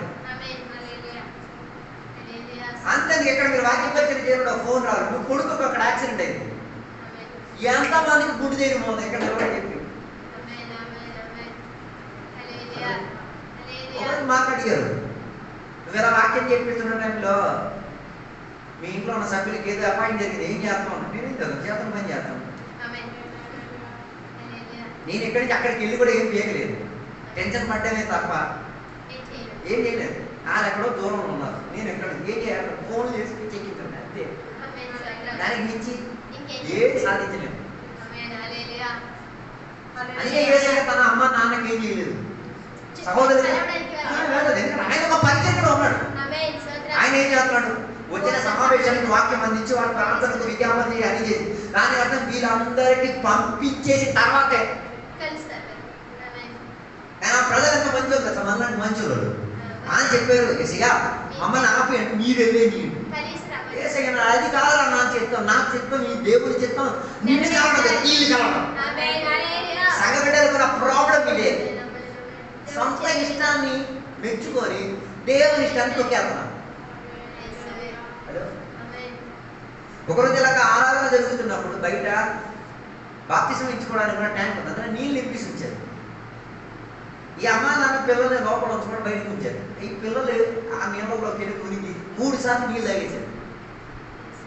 వీళ్ళకి ఎవరికి తెలియదు. తర్వాత ఆడు తాగి ఇంకా ప్రాణం పోతానన్న చర్యలో ఎవరో ఒక ముసలోడు వచ్చి ఆయన బయటికి ఏం తీశాడు, తీసేసిన మరుసటి వారం వాళ్ళు లేచి సాక్ష్యం చెప్పాడు, ఏక నేను చర్చి బయటికి వెళ్ళేది. అప్పుడు అందరికి అర్థమవుతుంది ఈడ చర్చిలో అక్కడికి వెళ్ళాడు, ట్యాంక్ మునిగాడు, నీళ్ళు తాగాడు, ఎవరో వాడిని పోయాడు. ఆ రోజు సాక్ష్యం చెప్పినాడు ఏం చెప్పాడు తెలుసా, నాకు ఒక విషయం అర్థమైంది, దేవుని సాన్నిధ్యం ఇక్కడ మాత్రం కాదు బయట కూడా ఉంది, కానీ అక్కడ ప్రాణం పోయేటట్టు ఉంది, అది ఇక్కడ నుంచి నేనేం చేయను. ఎవరు వాటికి ఏం చెప్పలేదు, అలా అమ్మా నాన్న కూడా అడిగి చెప్పలేదు. నేను చెప్పి రావడాలనుకున్న ఉద్దేశం దేవుని యొక్క చిత్తానికి ఏం చేయకూడదు, మన చిత్తం ఏం చేయకూడదు, వృద్ధి చేయకూడదు. అప్పుడే మనం సంఘం అయి తీరేది, అప్పుడే మనం దేవుని యొక్క కుటుంబం అయి తీరేది. ఇలా వాక్యపత్రిక చేసినప్పుడు ఇల్లు కాలిపోయిందని వినాలా, నేను లైఫ్గా సాక్ష్యం విన్నాడు. ఒక ఆయన ప్రార్థనలో కూర్చున్నారు, రాత్రి ప్రార్థనలో కూర్చున్నప్పుడు ఎంత 2:30, 3:30కి ఫోన్ వచ్చింది. ఆయన ఫోన్ స్విచ్ ఆఫ్ అయ్యింది. చివరికి పోలీసులు ట్రాక్ చేసి తెలిసినప్పుడు ఈ చర్చిలో ఉన్నట్టు ఇది చూపిస్తుంది. అలా చర్చికి పోలీసులకు, సార్ మీ ఇల్లు కాలిపోయింది, మీరు ఒకసారి వచ్చి మీ స్టేట్మెంట్ ఒకసారి ఇప్పుడు కాదండి, రేపు పొద్దున టైమింగ్ ఎప్పుడు 10 గంటలకు కదా, రేపు పొద్దున చూసుకుంటాను అని చెప్పి వాళ్ళు పంపించారు. ఆ పోలీసులు షాక్ అయిపోయాడు, సార్ కాలింది మీ ఇల్లు సార్. అవునండి, మీ ఇల్లే, నా ఇల్లే, కేసు రేపు పొద్దున కనుక తీసుకుని రాత్రి చేయబడిచేది లేదు కదా. ఆ పోలీసులు షాక్ అయిపోయి వెళ్ళిపోయాడు, ఇది ఏం మంచి రావు, పొద్దున 10 గంటలకు వచ్చి ఏం చేసుకున్నారు, స్టేట్మెంట్ రాసిచ్చారు, ఏమని నా ఇల్లు కాలిపోయింది, ఇది అని నాదే. అయినా కూడా ఆయనకి ఏమనిపించదు, మన విశ్వాసాలు చూడాలి. ఓ నాయన ఫ్యాన్ అది, నా ఆరాధనకి దెయ్యం అదే ఆయనే కుట్టేసుకుని ఏడ్చేది, అరే బాబు ఇల్లే కాలింది ఎక్కడ పోయినా, అది దేవుడి చిత్తం, అది దేవుడి చిత్తం. దానిని నేను అక్కడికి వెళ్ళి ఏం చేయలేదు, ఏమీ సాధించి తీరలేదు. అందుకే అక్కడ మనం సహోదరిగా తల్లిగా లక్షణం చూపించలేకపోయింది. అందుకే యేసయ్య చెప్పిన ఒక మాట, వాళ్ళు అప్పుడు కాసేపు అక్కడ కూర్చొని, ఇప్పుడు మీరు దేవుని చిత్తం నెరవేరుతున్న ఆ పనిలో నేను వాళ్ళు ఏం చేసింది కష్టమే. అప్పుడే మనం సంఘం అని పిలవబడగలిగింది. అందుకే యేసయ్య తన తల్లికి సహోదరులకు ఏం చేశారు, అక్కడ ఆపించేసి దేవుని యొక్క చిత్తం అలాగే మనం కూడా చేసుకుని తీరాలి. అందుకే 1 తిమోతిలకు రాసిన పత్రిక 5వ అధ్యాయంలోకి వచ్చినప్పుడు అక్కడ చెప్తున్న ఒక మాట వేసింది, 5వ అధ్యాయం 2వ వచనం అనుకుంటా.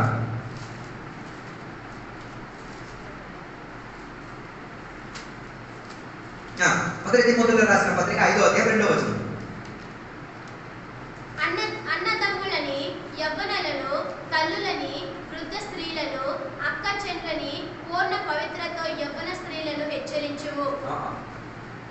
ఏం చేయాలి, ఫ్యామిలీ అయితే హెచ్చరింపుకు ఏం చేయాలి, హెచ్చరించే బాధ్యతలో మనం ఉండి తినాలి. అది ఈ కాలం ఇది ఎవరికి అక్కర్లేదు, ఏమక్కర్లేదు, హెచ్చరించేది వినడానికి ఏం లేదు, ఇష్టం లేదు. బైబిల్ అక్కడ స్పష్టంగా చెప్తున్నది, ఎవరు చిన్నవాళ్ళు పెద్దవాళ్ళ దగ్గర నుంచి హెచ్చరింపు చేయాలి, పొందుకోవాలి.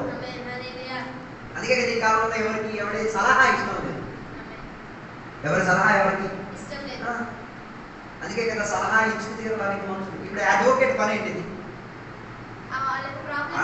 ఆ డబ్బులు ఇచ్చుకొని ఏం చేసుకుంటారు, నాకు నచ్చుతుంది అలా చేయాలి ఏమని, అప్పుడే విలువ వస్తుంది. ఇప్పుడు అప్పుడు చెప్పాడు, అయ్యో నాకు షుగర్ వచ్చేసింది, నువ్వు ఎందుకు చెప్పడానికి వచ్చావు, సలహా కాదు అని చెప్పారమ్మా, ఎరగలగలగలన్నా తినాలి, అలాగే తినేస్తాను, మరి అలాంటి ఎందుకు చెప్పడానికి వచ్చావు, అర్థం కాదు. చెప్పడానికి వచ్చా షుగర్ గురించి, షుగర్ నుంచి చికిత్స పొందడానికి. మొన్నే సోమవారం ఒక అమ్మ 350 ఎంత షుగర్, ఆమెకి చెప్పారు, అమ్మ నువ్వు నాకు సలహా చెప్తున్నావా లేకపోతే నువ్వు నన్ను ఆడుకోవడానికి పోతావా అని అడిగాను. లేదు నేను చెప్పిన షుగర్ వచ్చింది కానీ అన్నం మానేయాలి, అలాగే మానేస్తాను, అలా మానే చచ్చిపో మా మీద చెప్పాను, పక్కన భాష అలాగే చెప్పేసి మరి ఇంకేం చెప్తాను నేను ఆమెకి సింపుల్గా ఒకటే అన్నాను, అమ్మ నువ్వు అన్నం తినేటప్పుడు ఇంటి బయట కూడా ఒక డ్రమ్ము పెట్టుకో, నువ్వు ఎక్కడ ఎంత అన్నం తింటావు అక్కడ కూడా అంతే అన్నం పోసి అన్నాను. ఎప్పుడు ఆ డ్రమ్ పాడైతే ఆ రోజు చచ్చిపోతావు, అంతే కదా. మరి నేను చెప్పినామనుకున్న ఉద్దేశం సలహా వినడానికి ఎవరికి ఏం లేదు. పెళ్లి గురించి చెప్తారు, గిలగల కొంటాడు ఆయన, వీడికి ఒక ఇష్టం ఉంటుంది. ఒక అబ్బాయికి మాట్లాడతాడు అంటాడు, అయ్యా నాకు ఐశ్వర్య రాయ్ లాంటి అమ్మాయి కావాలి. నిన్న జన్మలో పెళ్లి చేసుకోడు. ఐశ్వర్య లాంటి అమ్మాయి ఎవరికి దొరికింది? ఆయన దొరికాడు. నీకు దొరకదు. నీకు దొరికిన దాన్ని నువ్వేం చేసుకోవాలి? ఐశ్వర్య రాయిగా మార్చుకోవాలి. అర్థం కాలేదు. సలహా వినడానికి ఎవరికి ఏం లేదు, ఇష్టం లేదు. సంఘ బిడ్డలో ఎవరు సలహా వినరు? అమ్మ నాకు షాప్ పెట్టుకో అమ్మా, ఈ పాస్టర్ అదే చెప్తాడు, ఆయన పని పాట ఉండదు. దాని అర్థం ఈ ప్రజలు ఏమైపోయారు, కుటుంబంలో సలహాలు వినడానికి ఇష్టం లేదు. కాబట్టి ఇప్పుడు ఒక ఊరికి మనం వెళ్తే, ఒక దేశానికి మనం వెళ్తే ఫస్ట్ ఎంత మందికి అడుగుతాం? మీ పిల్లలకి చదివించడానికి ఒక కాలేజీలో చేస్తే ఎంత మందికి అడుగుతాం? ఎందుకు? దాని గురించి మనకేం లేదు, అవగాహన. అలాగే ఆత్మీయతలో కూడా ఒకరికొకరికి మనం ఏం చేయాలి? సలహా. అందుకే ఒక్కసారి 5వ అధ్యాయం 2వ వచనం చదవండి. అన్నదమ్ములను, యవ్వనులను, తల్లులని, వృద్ధ స్త్రీలను, అక్క చెల్లెలని పూర్ణ పవిత్రతో యవ్వన స్త్రీలను హెచ్చరించుము. హెచ్చరింపులో ఏముంది? పరిశుద్ధత, ప్యూరిటీ ఉంది. పూర్ణ పవిత్రత, పూర్ణ పవిత్రత యవ్వన స్త్రీలకు హెచ్చరించుము. ఎందుకు యవ్వన స్త్రీలకు హెచ్చరించారు? వాళ్ళకి ఏ విషయం గురించి ఏం లేదు, అవగాహన, ఐడియా లేదు. ముసలోళ్ళకి ఏముంది? అన్ని విషయం గురించి అవగాహన ఉంది, ఐడియా ఉంది. అన్ని విషయం ఎలా చేయాలో, ఏ రీతిగా చేయాలో వారికి మంచి అవగాహన ఉంది. ఆ అవగాహన ఉండబట్టి ఈయనకి ఏం వేస్తున్నారు? సలహా ఇస్తున్నారు. ఆ ఇచ్చిన సలహాను వారు ఏం చేసుకోగలిగింది? పరిశుద్ధతతో నిలబెట్టుకోగలిగింది. అదే నేను చెప్పిన ఉద్దేశం, మనం సహోదరులుగా ఏం చేయాలి? ఉండి తీరాలి. తర్వాత యాకోబు పత్రికలో ఒక్కసారి చూడండి, 2వ అధ్యాయం 15వ వచనం. యాకోబు పత్రిక 2వ అధ్యాయం 15వ వచనం.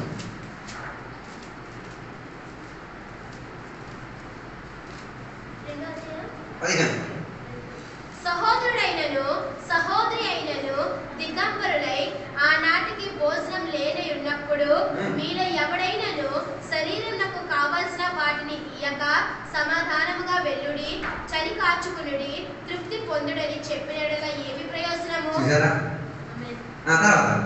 అలాగే విశ్వాసము క్రియ లేనిదైతే అది ఒంటిగా ఉండి మృతమై ఉండదగును. అక్కడ రాయబడిన మాట మీరు చూసారా?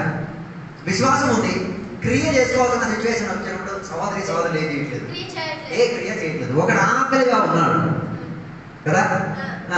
ఎవడైనను శరీరమునకు సహోదరుడైనను సహోదరి అయినను దిగంబరులై ఆనాటికి భోజనం లేక ఉన్నప్పుడు మీలో ఎవడైనను శరీరమునకు కావలసిన వాటిని ఇయ్యక సమాధానముగా వెల్లుడి, చలి కాచుకునుడి, తృప్తి పొందుడని చెప్పిన ఏమి ప్రయోజనం ఏమిటో? ఒకడు ఆకలితో ఉన్నాడు, ఆహారం లేదు, ఆ విషయం నీకు తెలిసింది. ఆడింట్లో ఏం లేదు, దుప్పటి లేదు, ఆ విషయం నీకు తెలిసింది. ఆడేం చెప్తున్నాడు? పర్వాలేదు, ఎల్లు, దేవుడు అన్ని చూసుకుంటాడు. చలి కాచుకో, తృప్తి పొందమని చెప్తున్నాడు. అదో మన సంఘాల్లో సాక్ష్యాలు చెప్తుంటారు. మనం కూడా ఎలాగే కదా వదిలేస్తున్నాం. పర్వాలేదు, దేవుడు చూసుకుంటాడు. ఏ దేవుడు చూసుకుంటాడు? మరి నువ్వెందుకు ఆ దేవుడి పేరు పెట్టేసుకున్నావు? అర్థం కాదు. కుటుంబం అనేది ఉన్నప్పుడు ఒకరి గురించి విన్నది ఇంకొకరు ఏం చేసుకు తీరాలి? విని విశ్వాసముకు చెందిన క్రియలను ఏం చేసుకు తీరాలి? చేసుకు తీరాలి. దానికి మంచి ఉదాహరణ 5 రొట్టెలు 2 చేపల గల ఉపమానం. అక్కడ మనం చూడగలిగే ఒక పసిబాలుడు ఏం చేసుకున్నాడు? ఆడు ఎందుకు ముందే వచ్చి ఇచ్చి లేదు? ముందే ఆడిచ్చేస్తే ఆడి పసిపిల్లోడు కాబట్టి ఆడికి ఐడియా లేదు. అక్కడ ఇవాళ వద్ద అది ఆడి కోసం ఉన్నదని. కానీ అక్కడ ఒక గొప్ప ఒక మర్మం ఏంటిదో తెలుసా? ఆ దీన స్థితిగతులు వీళ్ళ ఆహారం కోసం వెతికే బ్యాగులన్నీ ఎతికినప్పుడు ఈ బ్యాగులో ఏది ఉంది? ఆహారం ఉంది. ఆ ఆహారం ఆ కుర్రోడు ఏం చేయగలిగాడు? ఇచ్చుకోగలిగాడు. అదే బ్యాగులో ఆహారం వేరే కూడా ఎవడ బ్యాగులో ఉంటే ఏం చేయదు?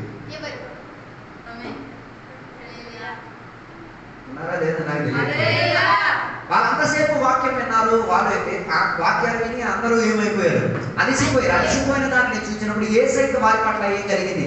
దయ కలిగింది, జాలి కలిగింది. అందుకే యేసయ్య వారికి ఏం చెప్తున్నారు? వారికి ఆహారం ఏదైనా పెట్టమని చెప్పారు. పెట్టమని చెప్పినప్పుడు శిష్యులు ఏం చేయడానికి మొదలెట్టారు? కొందరు లెక్క వేయడానికి మొదలెట్టారు, కొందరు ఎత్తడం మొదలెట్టారు. లెక్కలేసిన అన్నాడు ఇంత డబ్బులు ఉంటేనే ఏమైంది, అందరి ఆహారం ఏమైంది కానీ వెతకడానికి మనసు కలిగిన వెతికి అన్నాడు ఇక్కడ ఒక పసిపాలు ఉన్నాడు, ఆయన చేతిలో ఏముంది? 5 రొట్టెలు 2 చేపలు ఉన్నాయి. అంటే ఆ 5 రొట్టెలు 2 చేపలు ఆ ఇచ్చుకు తీరడానికి మనసు ఆయనకి కలిగింది. ఇచ్చుకు తీరడానికి మనసు కలిగి ఉండి తీరితే దాన్ని సమృద్ధి పరుచుకు తీరడానికి మన ఆశ దేవుడు చూసుకోగలిగింది. మనం ఇవ్వడానికి ఇష్టం లేదు. మా ఇంట్లో జరిగినది, మా ఇంట్లో బియ్యం అయిపోయింది అన్నది ఒక పాస్టర్ గారు చూశారు. చూసి ఈయన ఏం చేశాడు తెలుసా? ఇప్పుడు తీసుకొస్తానయ్యా మా ఇంట్లో బియ్యం ఉందని చెప్పేసి వెళ్ళిపోయి పారిపోయాడు. వెళ్ళిన మనిషి వెళ్ళే తర్వాత ఇంకొక పాస్టర్ గారికి కలిగి, అయ్యగారు ఇంట్లో బియ్యం లేదురా, ఎన్నో రోజులు అయిందిరా, చాలా బియ్యం లేని స్థాయిలో ఉన్నది. ఆయన వేదన పడి ఆయన ఏదో పనికి వెళ్తుంటే ఆయన పని మానేసి బియ్యం కొనేసి ఇంటికాడ ఇచ్చేసి వెళ్ళిపోయినప్పుడు మా ఇంట్లో నన్ను అడిగారు, ఎవరు చెప్పారంటే మా ఇంట్లో బియ్యం లేదండి, ఫలానా పాస్టర్ చెప్పాడు మీ ఇంట్లో బియ్యం. ఓహో, ఆయనే మాకు చెప్పాడు బియ్యం వేస్తాను ఆయన కదా. తర్వాత 6 నెలల తర్వాత మనిషి కనిపించింది.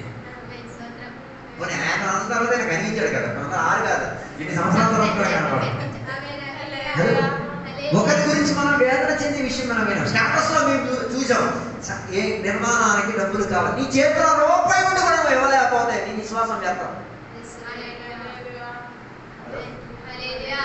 నీకు తెలిసింది, నీకు తెలియలేని విషయమే కాదు, నీకు తెలిసిన ఒక వ్యక్తి, నువ్వు చూసిన ఒక వ్యక్తి, నీకు ఆయనకు అవగాహన ఉన్న ఒక వ్యక్తి స్టాటస్ లో పెట్టాడు, నాకు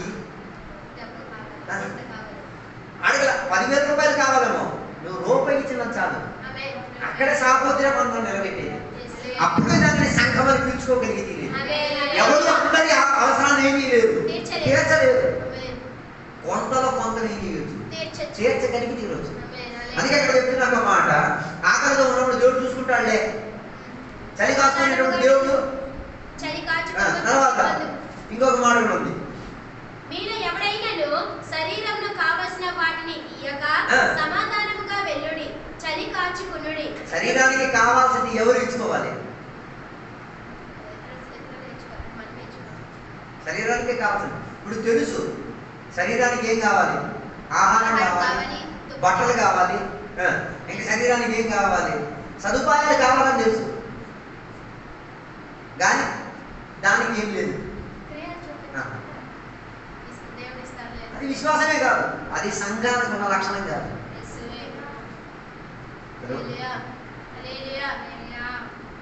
తెలుసు తెలుసు మన చర్చికి ఏం కావాలి? బాత్రూమ్ కావాలి, దేవుడు చూసుకుంటాడు. ఏ దేవుడు చూసుకుంటాడు? దొంగ దేవుడు చూసుకుంటాడు. తెలుసు అక్కడ ఒక అవసరం ఉంది.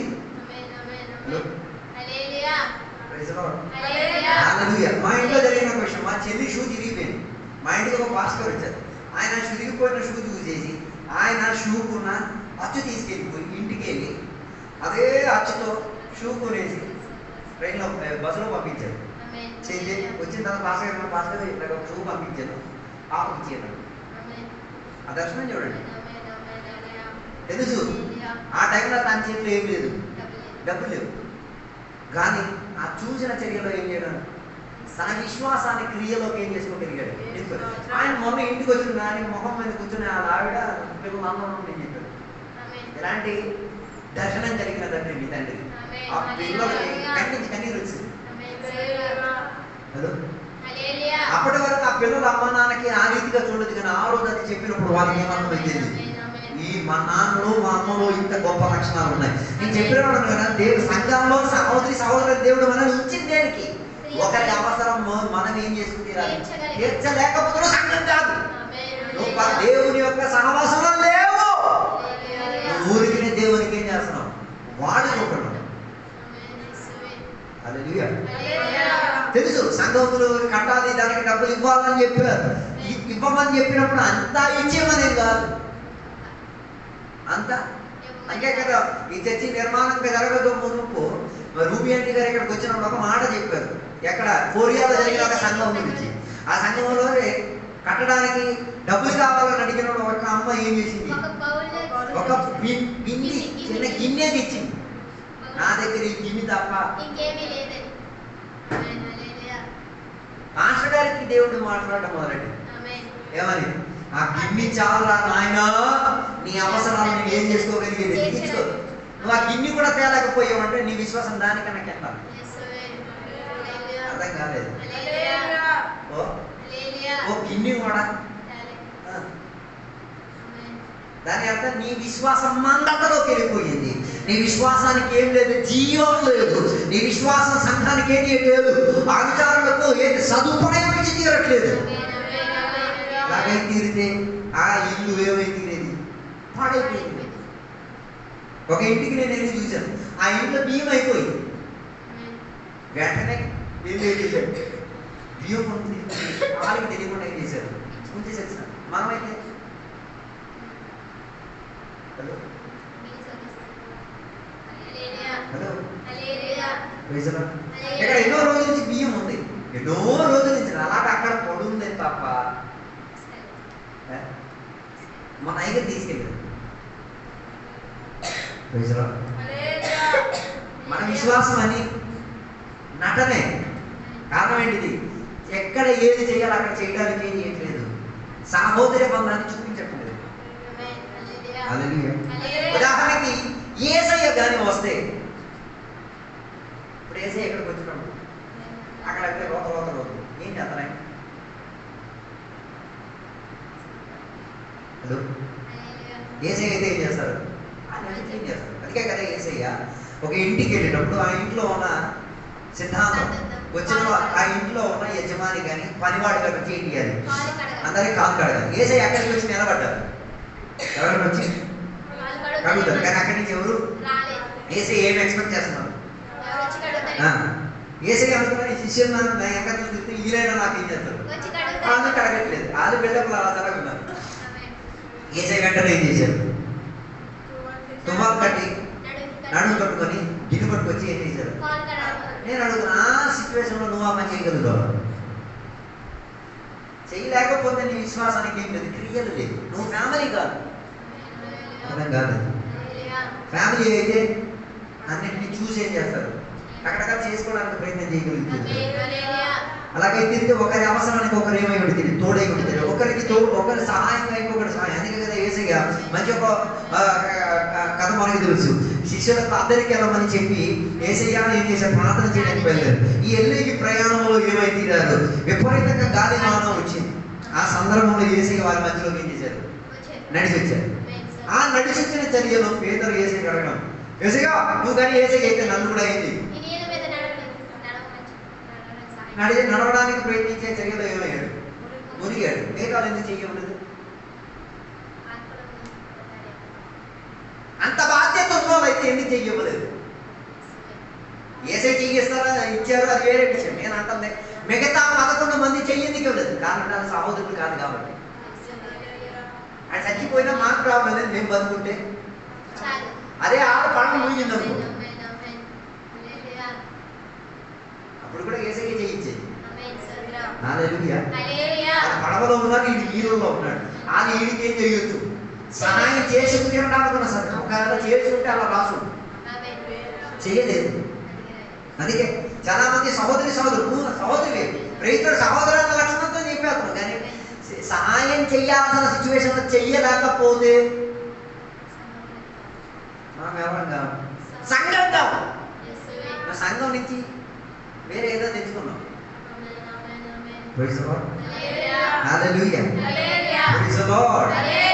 చెప్పి రావడానికి మన ఉద్దేశం, సంఘంలో సహోదరులకు పిలువబడుతున్నామంటే ఆ పిలువబడిన పిలుపుకు ఏమించుకు తీరాలి, పిలిపించుకు తీరు. అవునా?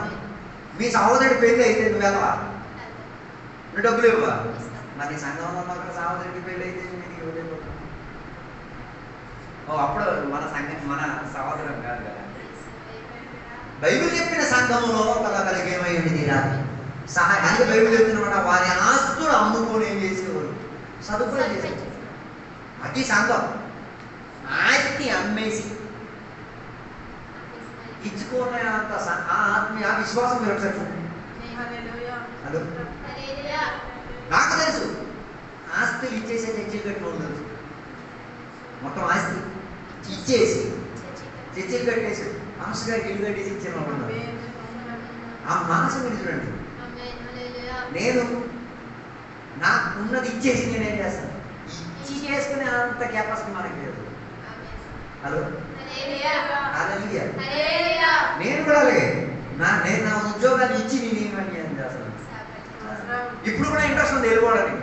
ఈ పిచ్చి విశ్వాసం చేసిన ఫోన్లు చూసినప్పుడు అప్పుడు కూడా దేవుడు బలపరిచేది. అరే నేను రా నేను పిలిచింది, నేను నిన్ను నడిపించిన వాడిని నేను ఉన్నప్పుడు నువ్వు ఆ విషయం గురించి ఏం చేయాలి?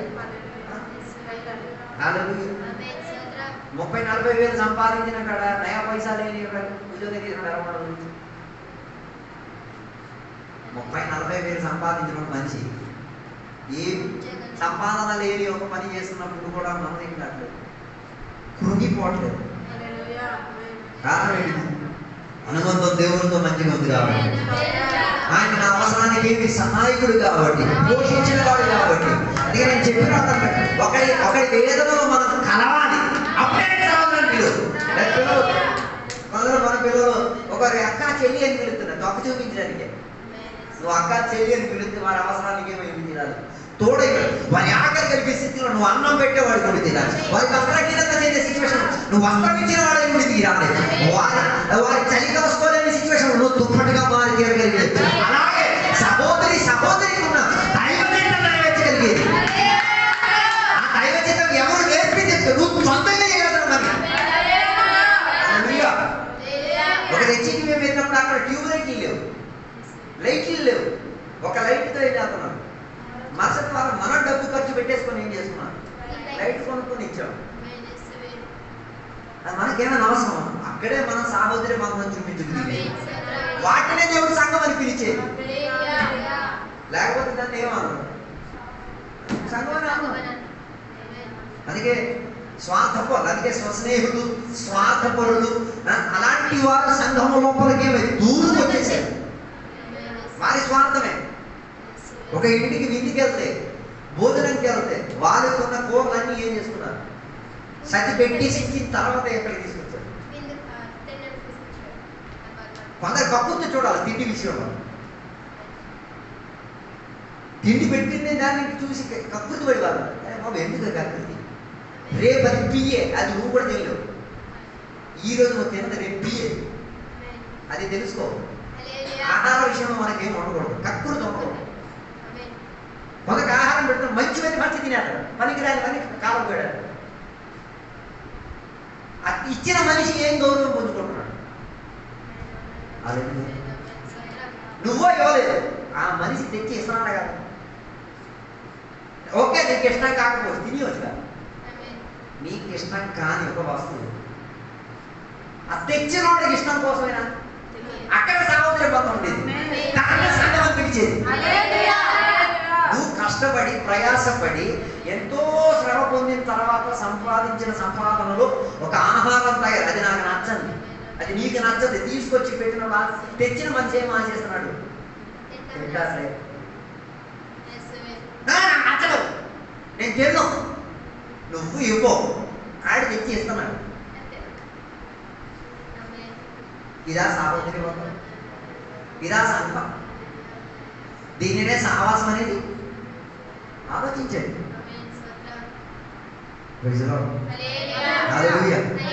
అంటే కొందరికి ఇప్పుడు కూడా తెలియదు ఏ రీతిగా ఒకరొకరిని ఏం చేయాలి, సక్రియలు చేసి నిలబెట్టాలి తెలియదు.